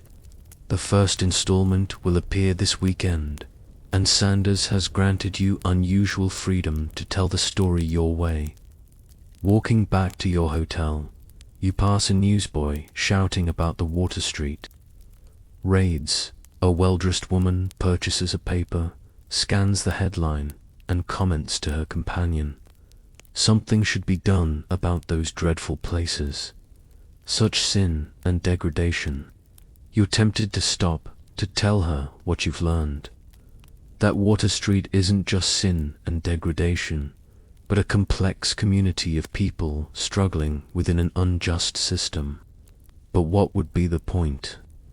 Your articles will make that argument more effectively than a strange man accosting her on the street. In the following weeks, as your series runs in the Tribune, you receive various responses, letters from outraged citizens demanding reform, invitations to address charitable organizations, angry denunciations from officials who claim you've exaggerated conditions, a tour note from Sullivan. Accurate but naive. Nothing will change, yet small changes do occur. A committee is formed to investigate tenement conditions. A mission opens that focuses on practical aid rather than just religious conversion. A particularly corrupt police captain is transferred out of the Fourth Ward. Not revolution, not wholesale reform, but incremental improvements that might make life marginally better for some Water Street residents. It's less than they deserve, but more than they had before your articles appeared. One afternoon, about a month after your return from Water Street, you receive a visitor at the Tribune offices. Caleb Morrison, looking slightly uncomfortable in the respectable. "Read your articles," he says without preamble. "You kept your promise, told it straight. Has there been any real impact?" You ask. "Some the worst dance houses got shut down though. The girls just moved to other establishments. Tommy Hayden's been more careful working through more middlemen. Kit Burns is feeling the heat. Might have to find a new line of work. And the people, the regular residents." Morrison's expression softens slightly. "Margaret asked me to thank you. Said you saw Water Street clearly, not just its sins, but its humanity. The widow too. She's getting more customers from uptown. People who read your articles and want to see Water Street for themselves. Tourists, you say, slightly disgusted. Money's money," Morrison shrugs. "She's using it to expand her loan circle." You talk a while longer about specific people you met. Eddie Flanagan organizing tenants to demand repairs. Mrs. Donovan teaching her daughter to read between laundry shifts. The settlement house expanding its services. Small victories amid continuing hardship. When Morrison leaves, you feel a complex mixture of emotions. Satisfaction that your work has had some positive effect. Frustration that the fundamental conditions remain largely unchanged. Nostalgia for the strange intensity of your Water Street days. You were only there a week, yet the experience has altered something essential in your understanding of humanity. Its capacity for both cruelty and kindness, exploitation and solidarity, despair and resilience. Water Street showed you both the worst and the best of what people can be when pushed to extremes. In the years that follow, you write many more articles, cover many more stories, but none affects you quite like Water Street. It becomes your touchstone, your reference point for evaluating other situations, other communities, other human struggles. When you eventually return to England, you carry Water Street with you, not just in your notebooks, but in your consciousness, a permanent alteration in how you see the world. Long after your series has been forgotten by most readers, long after Water Street itself has been transformed by development and demographic changes, something of its spirit lives on in you. The unexpected dignity you discovered there, the systems of mutual aid created by those with nothing to spare, the stubborn persistence of humanity in the most inhospitable conditions. And sometimes in your dreams, you still walk those narrow streets, still hear Margaret's drunken singing, still feel the pulse of that complex, troubled, resilient community that existed in the shadow of America's prosperity. Water Street, a place where humans could become something less than human, or sometimes, against all odds, something more. As you drift towards sleep in your comfortable bed, so different from the lumpy mattresses of Water Street, you might reflect on how fortunate you are. Clean sheets, soft pillows, the security of knowing tomorrow holds no immediate threats. These simple comforts were unimaginable luxuries to the people you met in those dangerous slums. Let your body sink deeper into your mattress as you appreciate its support. Allow your muscles to relax, releasing the tension of the day. Your eyelids grow heavy as you remember Arthur Pember's courage in exposing those harsh conditions. His determination to tell the truth about a world most people never saw. Perhaps, like Pember, you faced challenges today that tested your strength.